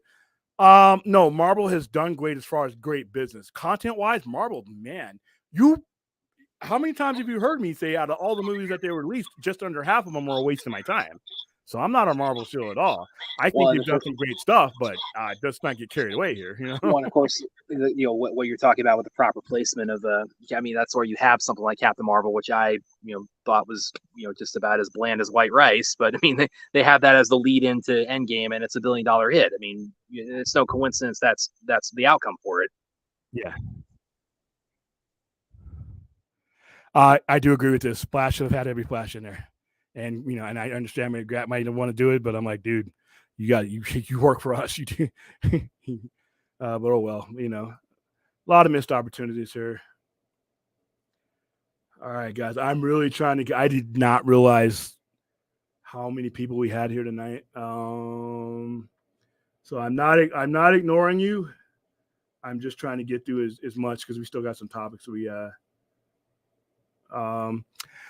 Gunn had nothing to do. He had a little bit to do. He reshaped the ending of the Flash post-credit. And like I said, the movies were already done, but you could have engineered a lot of these post-credit scenes to get what you wanted out of them. Like I said, Kingdome Come. I just explained how you did a Kingdome Come. I do believe that James Gunn can do good work. I just hope that he just hasn't wrapped himself into a situation to where it's like aiming a plane towards the ground and then waiting to the last minute to pull up. I don't know if that kind of momentum can be overcome. And like I said, they undermined everything that they're going to be doing by this. The reboot word is like, dude, it's like castor oil. You just don't want to take it. It's going to be gross. It's going to make you throw up. All right, let's see.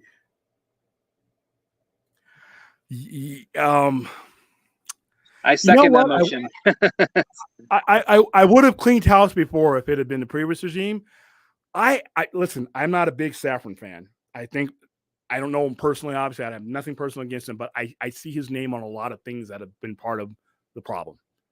And so, but with Gunn, I can take a combination with him. Gunn, I wouldn't fire James Gunn. And the fire James Gunn hashtag, I think that's silly. I think James Gunn has proven that he can tell a story. I blame them. I blame Zaslav for racing towards what Gunn promised you before you fixed what you had. And I said, and this is not just, and I'm not saying this in response to the Flash's box office. You can go back on any stream for the past, all the way since October, since this has been announced, since before this has been announced. You can go back. I have been consistent, and I've said that phrase forever. You can go back to a year when I said I first coined that phrase. Wrecked runways lead to crashed planes. I've said this for the entire time, that whoever you bring into this new situation, if you bring them into a crap situation, you're going to hurt their chances. It's not going to matter whether Superman Legacy could be the Goodfellas of superhero movies.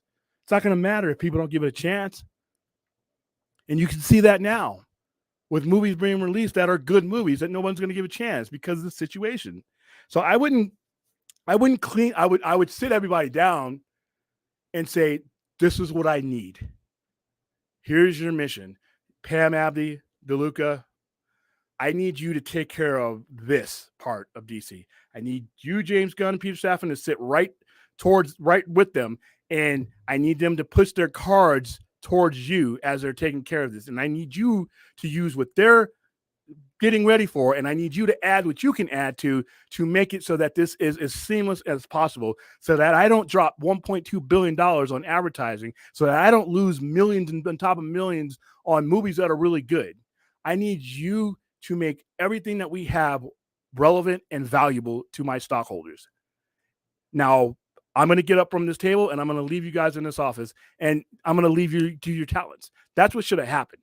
It shouldn't have been, oh, I got James Gunn, let's just throw everything out and go with what he's saying. It shouldn't have been an absolute. It shouldn't have been an either or. It should have been all.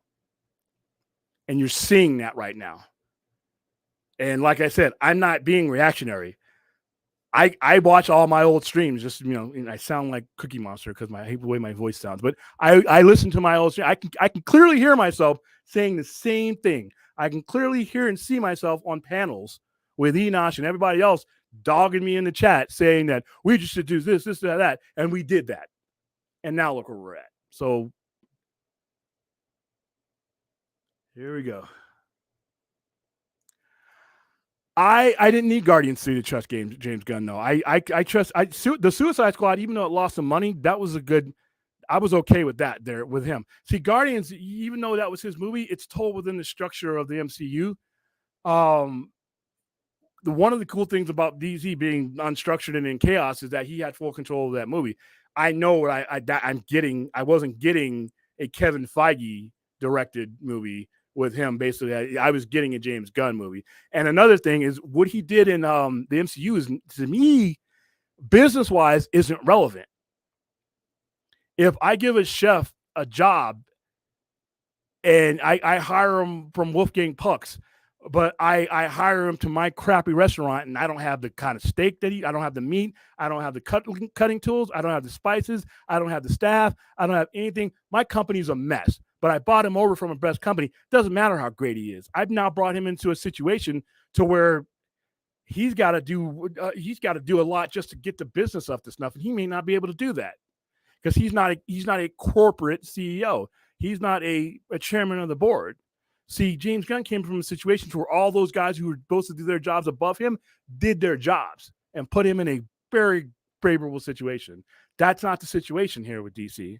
Whether I trust James Gunn is irrelevant. Doesn't mean he's going to be able to pull off what he pulled off for Marvel because of entirely different circumstances. So, but personally, I do trust him, but not because of that.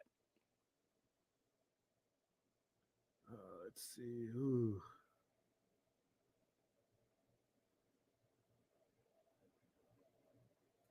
All right, question. I think there's going to be a more disastrous. I can't talk. Disastrous result after the Flash and horrible box office. I think Blue Beetle and Aquaman are going to do even worse because they're in confidence. And I'm not rooting for that because, like I said, that hurts us all. That hurts us fans. David Zaslav decided, you know what? I got a 280-foot yacht and 300 million minimum in the bank. I done what I needed to do. I built Discovery to where it needed to be. I merged it with Warner Brothers. I made the merger. I made here. Give me my golden parachute. I'm out of here.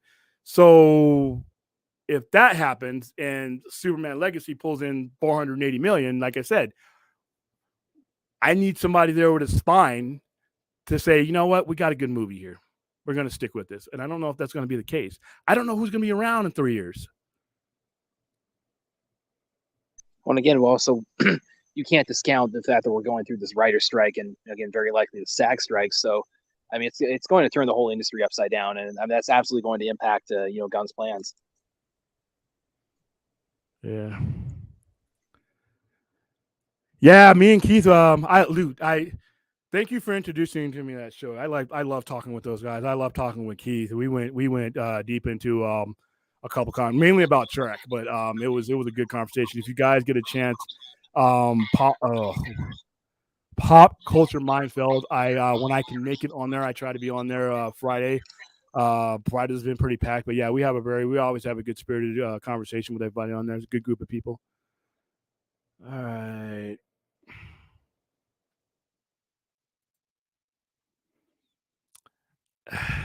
Yeah, I like I said, it's gonna be. I don't get any pleasure out of these movies not doing well either, though.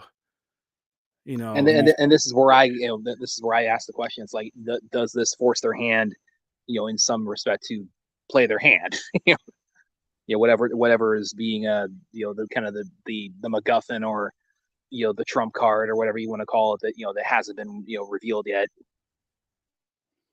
Yeah. What are we saying no to?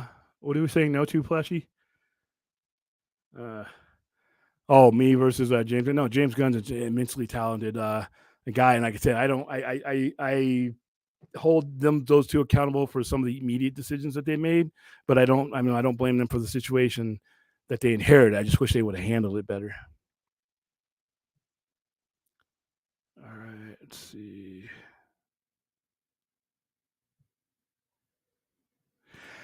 Only director for the last 20 years to get full control over their films at Warner Brothers for DC related films was Christopher Nolan. Everyone else not. Yeah, because he worked it into his contract.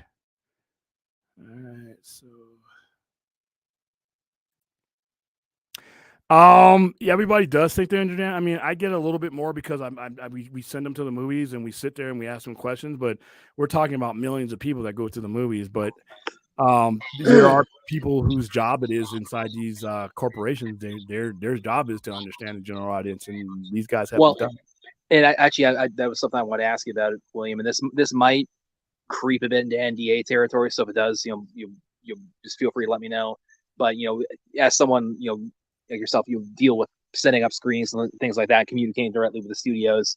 What kind of have you sensed any kind of what the temperature maybe is internally in terms of what the results have been thus far with the DC this year, and what kind of their feelings are on the landscape right now? The people that I work with think they had a hit on their hands. They think they had a hit on their hands. They were, I knew some people who were hoping against hope that, but a lot of people are working in one department while you have James Gunn and Peter Safran working in another. So whatever they do can kind of be undermined by what happens in a different department. So I think that's a lot of the feeling there. It's more of they're out of his control. Okay, what are you guys talking about here?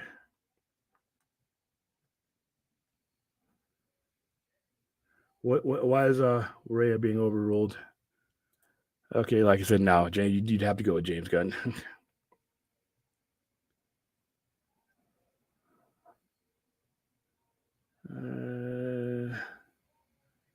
Okay, I'm totally behind. I'm not behind. I'm not now. I'm out of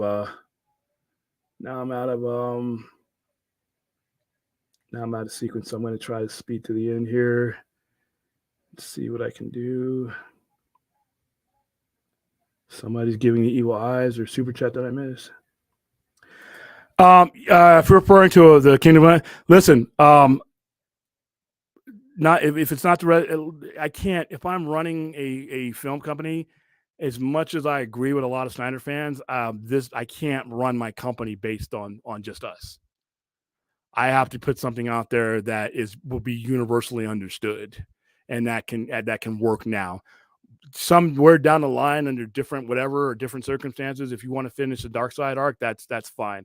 But right now, in order to make it easier to draw revenue from what we already have out there, the Kingdom Come resolution would be the easiest and probably best universally accepted thing that we would have at the moment. Because I think you could even kind of merge elements of both of them together. It's like I think like you could have aspects of Snyder's initial plan kind of given like a Kingdom Come spin to it. Once again, guys, I understand there are Snyder fans that wouldn't be 100%. Me personally, I would prefer the other thing. But if I'm talking dollars and cents here, I can't steer my giant aircraft carrier based on what a certain segment of fans, significant as they are, the general audience is where I'm going to make my money. I'm not dismissing us, and I'm doing what I can to integrate what we know into the situation, but I also have to think about an entire studio, an entire slate of movies that are out there right now, an entire slate of movies that are coming. I have to think about more than just us Snyder fans if I'm running an entire company. I mean, and if I was running the company, rest assured that, whenever I get an opening to finish telling that story, I will. But in order to augment these movies so that they are not just out there on islands, this to be the best course forward. And them boycotting movies, that's unfortunate. But you have to think logistically and realistically and buy yourself time for the outcome you want. It's a give and take relationship. All this is going to be negotiation. So let's see. Super chat. I think we got to that super chat already, right? Oh, wow. I'm really behind. Let's see. Yeah, everybody hit the like button for Enosh, the returning king. Yes. That's the whole point.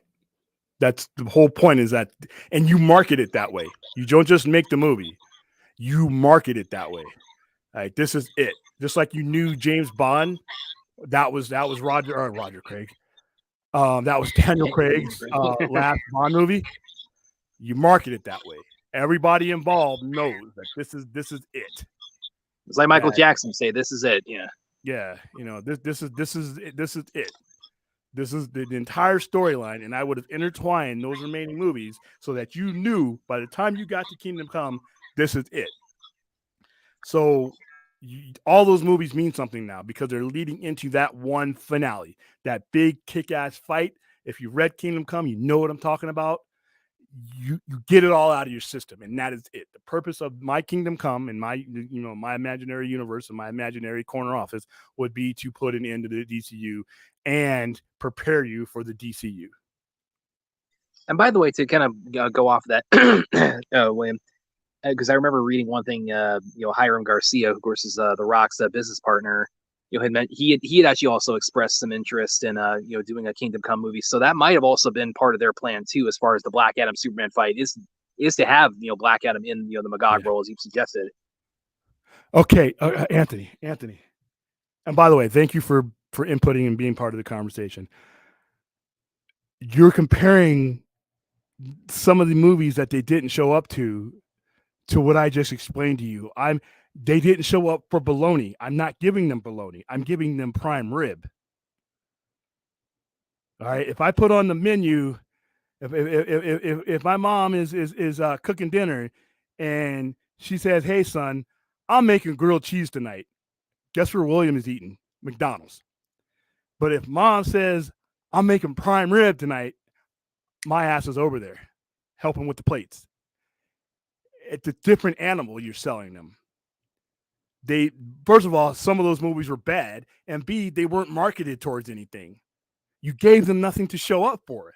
Here, I'm literally giving you something to show up for each of these movies, including Blue Beetle, which, like I said, might struggle to, so nobody knows who it is. But if I'm telling you that these movies are leading up to this big finish, and that big finish opens the door for this thing, it's all in how you market it. They didn't market those movies for anything. They just threw them out there.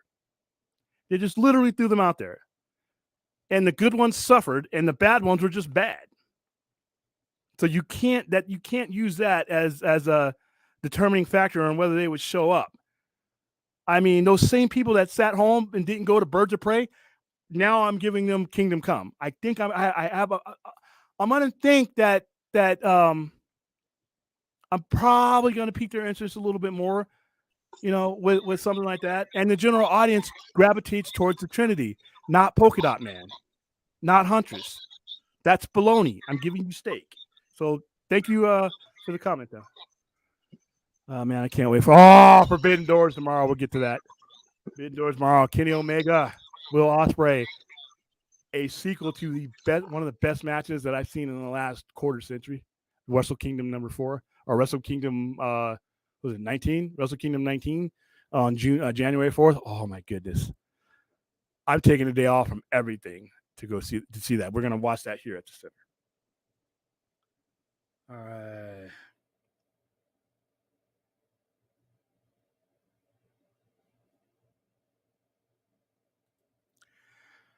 I mean, I would try to get it done in one movie, but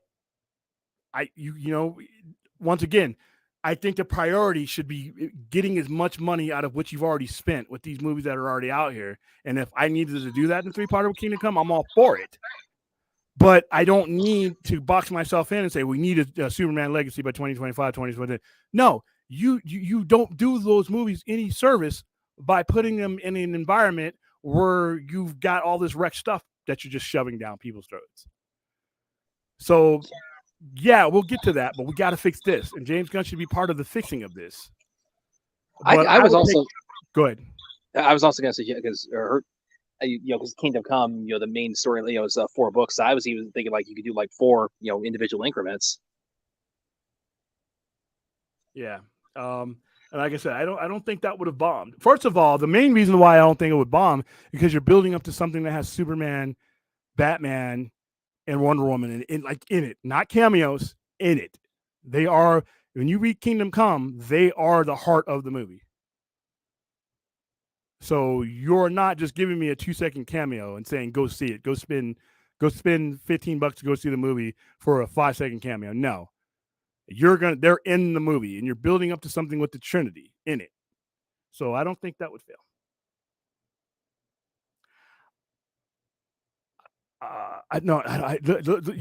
Who can tell? Who can tell? I think you would have I think you'd have a better chance with that than we did with this. What do we have to lose? These movies are bombing. Yeah, I think when you put the JL front and center, I mean, even the theatrical Justice League did like 650, something like that. So, as bad as that movie is. MJ, personally, I don't have confidence in James Gunn connecting games, TV shows. It's a big, ambitious thing.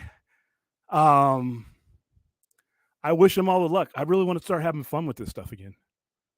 I'm not rooting against him. I'm just understanding that. And like I said, we're seeing a situation unfold to where I don't think the momentum is going to be there if we continue this way. Everybody's saying Kingdom Come with bombs. Guys, I disagree, guys. Kingdom Come, I think Kingdom Come will do well. I think the moment you announce anything that has, the Cavill, Affleck, Godot Trinity in it, and just the 3 of them on its own, I mean, I think that instantly is, I mean, you're talking about fireworks off of that, but then you bring in the entire JL and the wider, DC heroic pantheon. I mean, it's like, nah, I think that's easy money. I don't think so, dude. I mean, you guys are thinking about it. Nah. And Flashpoint, yes, Flashpoint was a bad idea. But once again, we're talking, you cannot compare poorly executed things that failed to something that if you had the chance to do it you could execute it properly.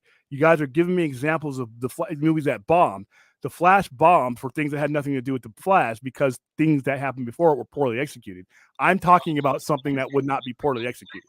So, and I'm really hoping that Gunn and everybody involved, I'm really hoping they're understanding that's the circumstances around the Flash's performance and all that. I really hope that it's not going to be we did, it just wasn't good, so we can't do. I really hope they understand the circumstances are really the culprit behind this.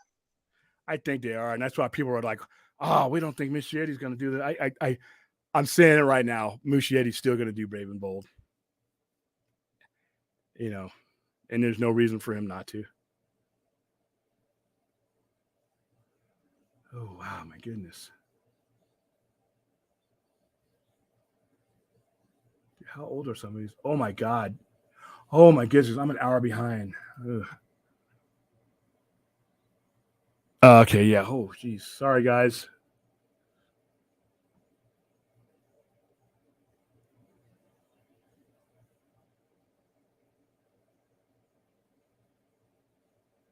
Hi, CGH. Oh my goodness. The chat is a war zone. Hey, as long as we're being respectful to each other, we can have disagreements. I just don't want to see any crazy stuff going on.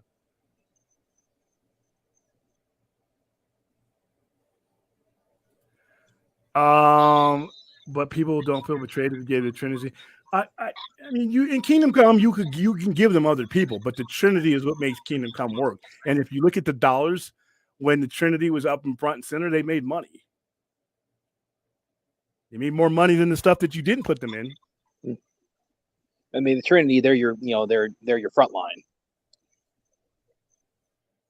Okay, I probably won't get a chance to get to some of my topics.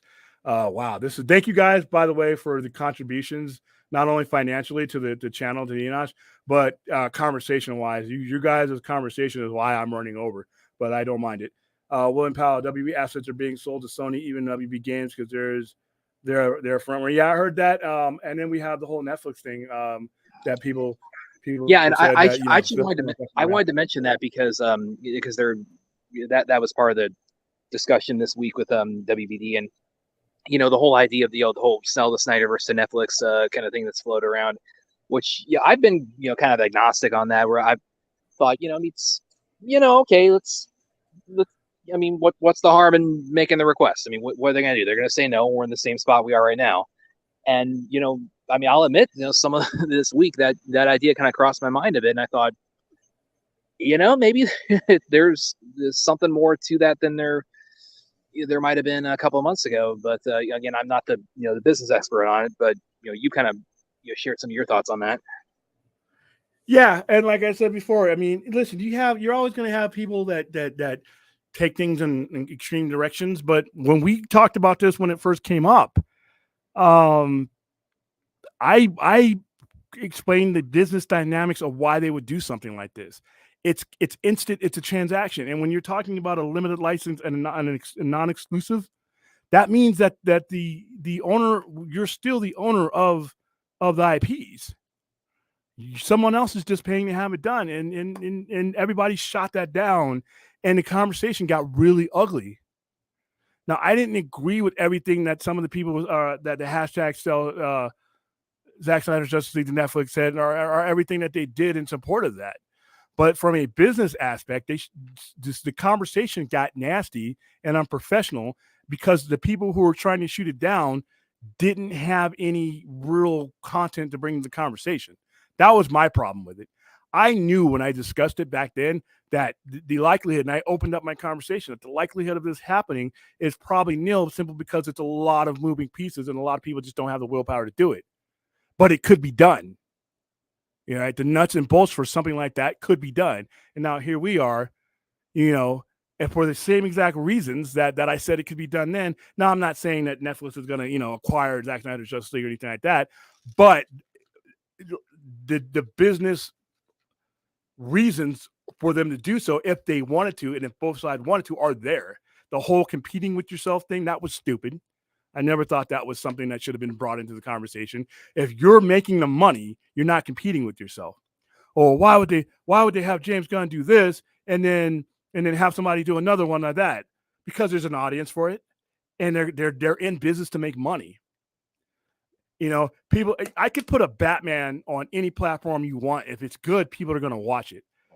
I can have 3 Batman. I can have one on TV. I can have one on Netflix, and I can have one on the screen. Now, if they're 3 shitty Batman, yeah, they're going to suck, and it's a bad idea. But if there's 3 good Batman, people ain't going to stop at one. I've watched everything Batman that has come out in my life. You think I'm just going to not watch something on the big screen because somebody has a different version of that character on Netflix? No. And now we have, we have this situation here. Let me go ahead and bring it up. Because apparently we will be going past midnight. At least me personally. Let's see. Netflix and talks to licensee. Did StreamYard fix this? And I'm using Consequence of Sound because it gave me the best, the most complete article. All right. So Insecure and some of your favorite HBO original series may be coming to Netflix, as first reported by Deadline. The streaming is in negotiations with Warner Brothers Discovery to license some of these older titles to HBO library. Now, precursor, whenever they're opening the door to this type of relationship, if Insecure ever came out with new stuff, the door is already open and primed for them to take on new, license those IPs as well if this agreement does well.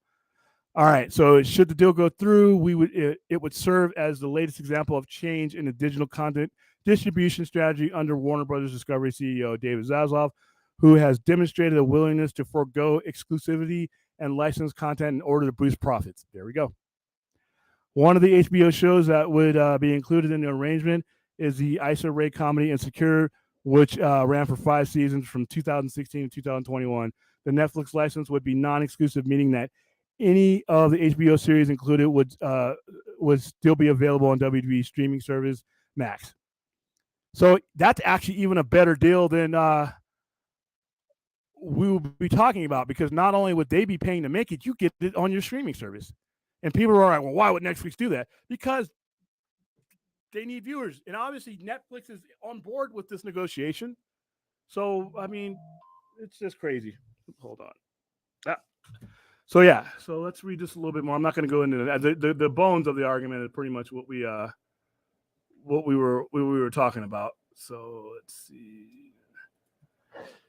All right. Earlier this year, Roku and Tubi snapped up 2,000 hours of Warner Brothers Discovery series, including Westworld, The Nevers, Raised by Wolves, F-Boy Island, Legendary, Finding Magic Mike, head of the class, and The Time Traveler's Life, many of which had been yanked from what was then known as HBO Max. All right. So now they're not paying, royalties, and they're handing that off to somebody else. Though HBO content has largely been walled off during the streaming wars, the networks has shown willingness to license older shows in the past. More than a decade ago, HBO syndicated edited versions of Sex and the City to TBS. Well, they kind of the same company. And The Sopranos to A&E and Curb Your Enthusiasm TV Guide channel. 2014, Amazon Prime Video inked an exclusive deal for the series The Sopranos, Boardwalk Empire, and True Blood. These are big ones. It's worth noting that Amazon wasn't producing its own original content at the time. So, yeah, that's an interesting situation. And like I said, do not come at me saying that I'm saying that Justice League is being sold to Netflix. All I'm saying is that all the reasons that most people gave to me were absolute bullshit. Almost every reason that everybody told me that something like that couldn't happen, and I'm not saying it's going to happen. I don't think it should happen because I think it should stay in-house. I think Warner Brothers should keep, if it's good enough that someone else wants to buy, you should be keeping it. But given that being said, every reason that everybody gave me that, something like that couldn't happen was absolute piled to my eyebrows horseshit. So there you go. What do you think about that, Brad? I mean, pretty much what I said a minute ago. I initially saw the kind of the whole concept of it was, I was kind of on the sidelines thinking, I mean, yeah, that if you what is the harm in making that endeavor or making that request? Because the worst that'll happen is they'll say no, And obviously there's all kinds of nuts and bolts that would go into something like that, and it's not like an overnight type thing. And with what you just laid out there, I mean, it's it's pretty much the position I just laid out. Is like, that's kind of where I stand on it. But I think now, I think that needle might have just moved slightly on that. But I do also, I'm with you on the idea of it'd be better, if it's got that kind of value to hand off to somebody else, why not just if you want something done right, do it yourself. Yeah, make it an Elseworlds. Anthony Manzano, I'm making a not so shocking prediction. I think what's going to happen is James is going to bring back Gal, the Wonder Woman show within Paradise Lost, and she's going to be playing Diana's mother. Maybe.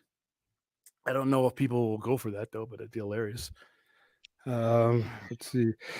All right, hold on. Let's see. I was watching a video recently with the scientist breaking down the Flash's power, and he said that Flash powers are not super speed. He just slows down the Was time that Neil around. deGrasse? Was that Neil deGrasse Tyson? Because he's always got something. He's always got something to say on his superpowers and things like that. He's always shooting down our make believe. Use Dr. Manhattan. WB owns him. He uses the comics, and you can bring Zach back. I love. That's my favorite Zack Snyder movie, by the way. Well, yeah, but we all know how he feels about Doomsday Clock, so you'd have to, kind of. Well, Doomsday Clock, that's because they were going to try to use Doomsday Clock to reset the universe again. To do another Flashpoint. Yeah, the same guy who had already disrupted the universe with a reboot was about to use that. That's what I was. Well, we had New 52, we had Rebirth, we had Convergence, we had. Or I think I'm getting the order mixed up there, but yeah, it's kind of like what you're saying. It's like you've retooled it so many times now. Yeah. It's like, ugh. Hey man, I mean, makeup. They can put her in makeup. They can make if they use her for my Kingdom Come. Granted, she's pretty much immortal. She doesn't age much. In Kingdom Come, her and Shazam are pretty much the same age because she's 5,000 years old. Every guy's the older guy or younger guy. Yeah, I like that part. Let's see what we got here. I could see that too, and I wouldn't mind that if, like I said, right now we're just doing so much damage to those possibilities even happening. Yeah, Gal Gadot's like 38 now. Is it necessary to pause and rebuild though? Content comes going forward and subject being integrated as discretion without the multiverse legacy content included. I think so. I think that's that's my point entirely, is that you could do this. Yeah. Morticia. Dude, she's excellent in Wednesday, by the way. I haven't seen Wednesday yet. I've heard pretty good things about it, so I need to give that a look. Hey man, you can make anybody look older. Come on now. Steve Rogers is not 80 in Captain, in Avengers Endgame. They made him look like he's 80 though. All right. No, they're gonna. I don't know when Paradise Lost is coming out, but like I said, if you're not gonna get another Wonder Woman movie, give me Kingdom Come with her in it. If you're not going to give me another Superman movie, fine. I understand. Just send Henry Cavill out on a really kick-ass note. If I'm not going to get another Aquaman movie, then, and you're going to use him for something else, cool.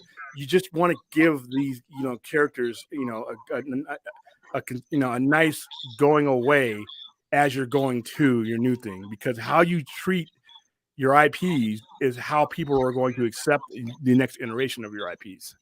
That's where I was kind of coming at when I mentioned Gall's quote a little bit ago and that made me wonder. It's like, is there some kind of side plan for the the Snyderverse characters to wrap their story up that's not been revealed yet? Yeah, I just whatever it is. How old was this comment? I think I already addressed the premise of it's 11:06. Wow, it's an hour ago. Totally different companies, totally different situations. One power was James Gunn introduced the new Superman. That will be fine, but that's not going to help all the movies that are going to get stomped in the process.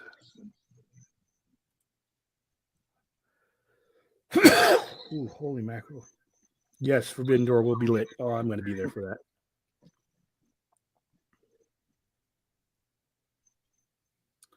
I disagreed with, and I actually put in a comment in that situation. I don't ever agree when you can make Marvel and DC comparisons up to a certain point, but then they diverge, and you have to respect that divergence. And I don't think a lot of these articles and these other YouTubers do that. Yeah, and I don't think you're weighing you're not putting the circumstances of proper context to with the kind of the outline he put. Yeah. I don't know necessarily know which one will be the biggest. I know which one's probably going to be the best, and that's Omega and Osprey.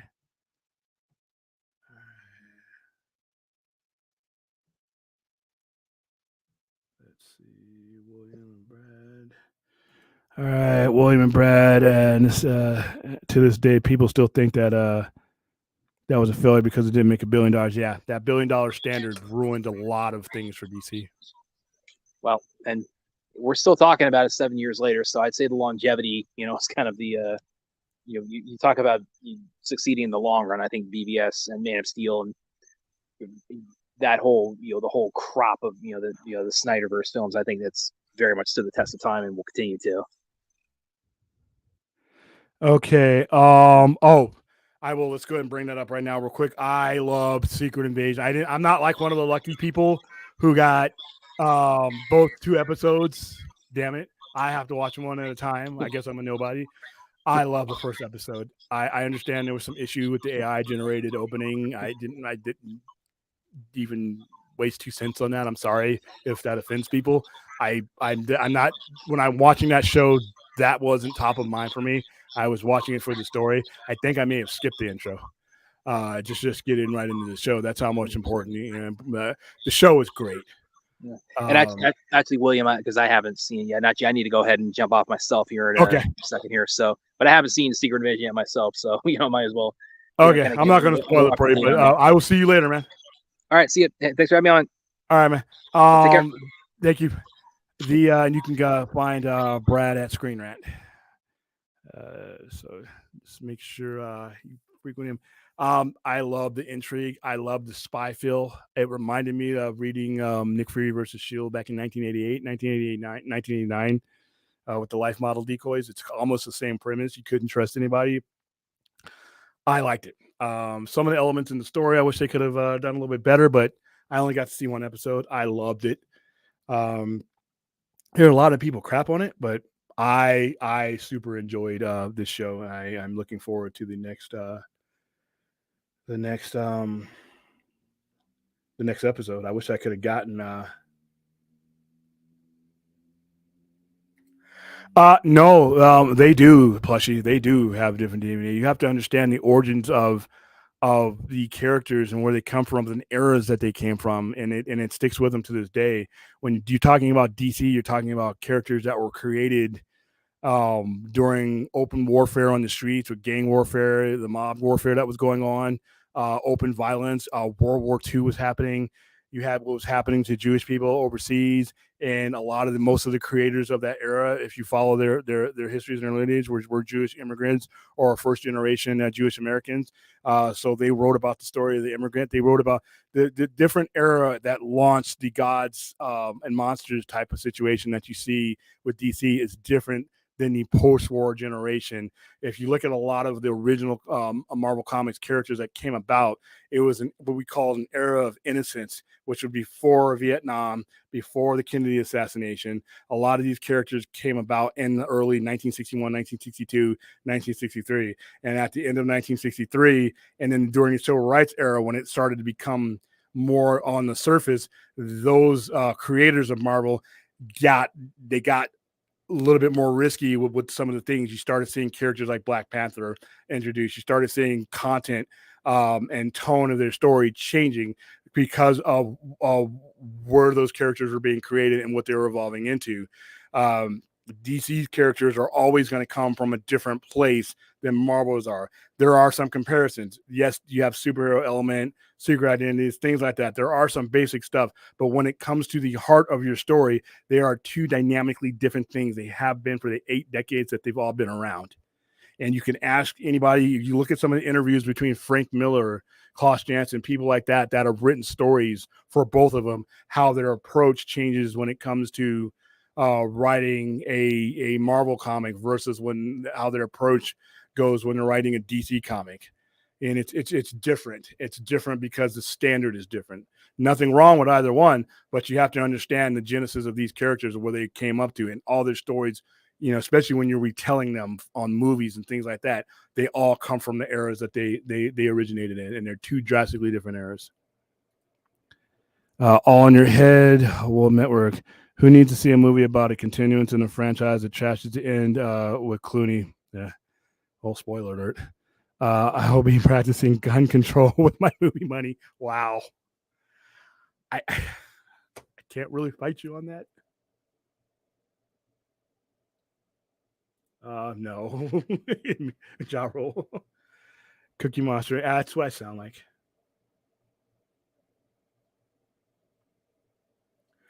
I don't know if Constantine 2 is still happening, dude.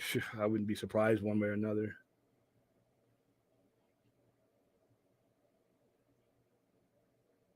Okay, I've lost all my wing people, guys, so I'm trying to get through as much of these chats as possible and be respectful at the same time.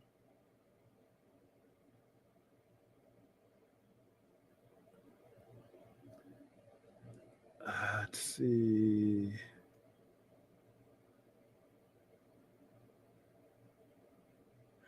I'm trying to talk more than DC, but that's where all my questions are going to.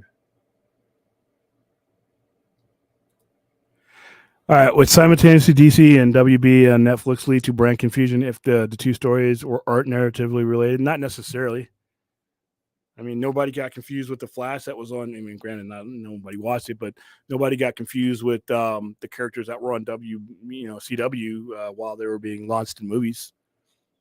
So I think in many cases you have each streaming service or platform is going to know what their audience wants, and they're going to cater those characters to what their audience is. Like, were you to do a Netflix thing, it's not going to be the same thing that's on HBO Max. It's going to fit with the narrative and what those people writing that story for that company are going to do. Looks like SAG-AFTRA is close to a contract deal at the moment. Uh-oh. That's going to leave WGA out in the cold. Oh, that sucks. Did the reboots work for DC Comics? The Snyder actors were great continuity. The DC reboots for comics were like heroin. They spiked and then they went down and crashed and did a lot of damage. Just by virtue of the fact that Kenny Omega and Will Ospreay are wrestling on this, and plus you have Okada and Daniel Bryan. Those two matches. I can't recall anything on last year. I can't even remember anything. I think Okada went against James J. White, but that match wasn't as good as the potential for these two matches. The two matches alone are dream card matches. Okada and Daniel Bryan is a match that a lot of people have been waiting for a long time and never got it. Will Ospreay and Kenny Omega, like I said, it was one of the best matches I've ever seen in my life, and I've watched a lot of wrestling. All right, we are at the end of the live questions. Yeah, I remember when Green Lantern bombed at the theater, but you know what? Who knows if we had somebody running the shows that didn't make knee-jerk reaction to, you swing at the apple again. You don't always have to uproot everything. But all right, guys. I've tried to answer as many questions as I have, but I lost my co-pilot who usually organize the chats for me.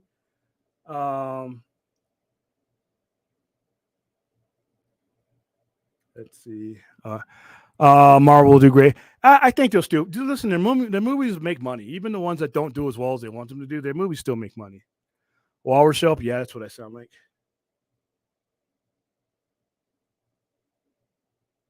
Oh yeah, Kim. Yeah, I.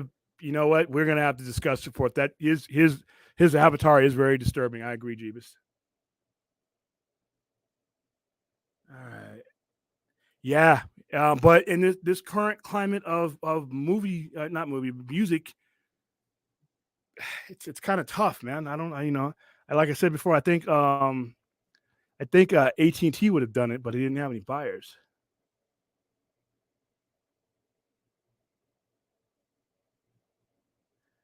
All right, guys. I am going to get the hell out of here. hopefully I've done your questions justice.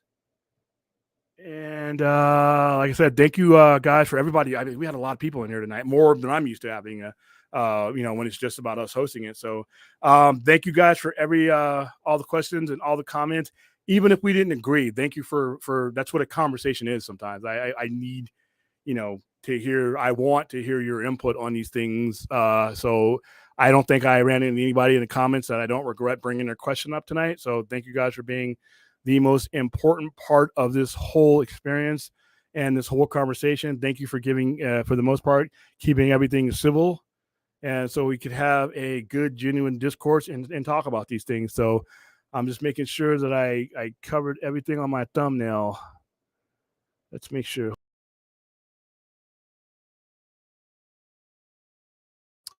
Yep, talked about everything. Hit up Forbidden Door. I cannot wait.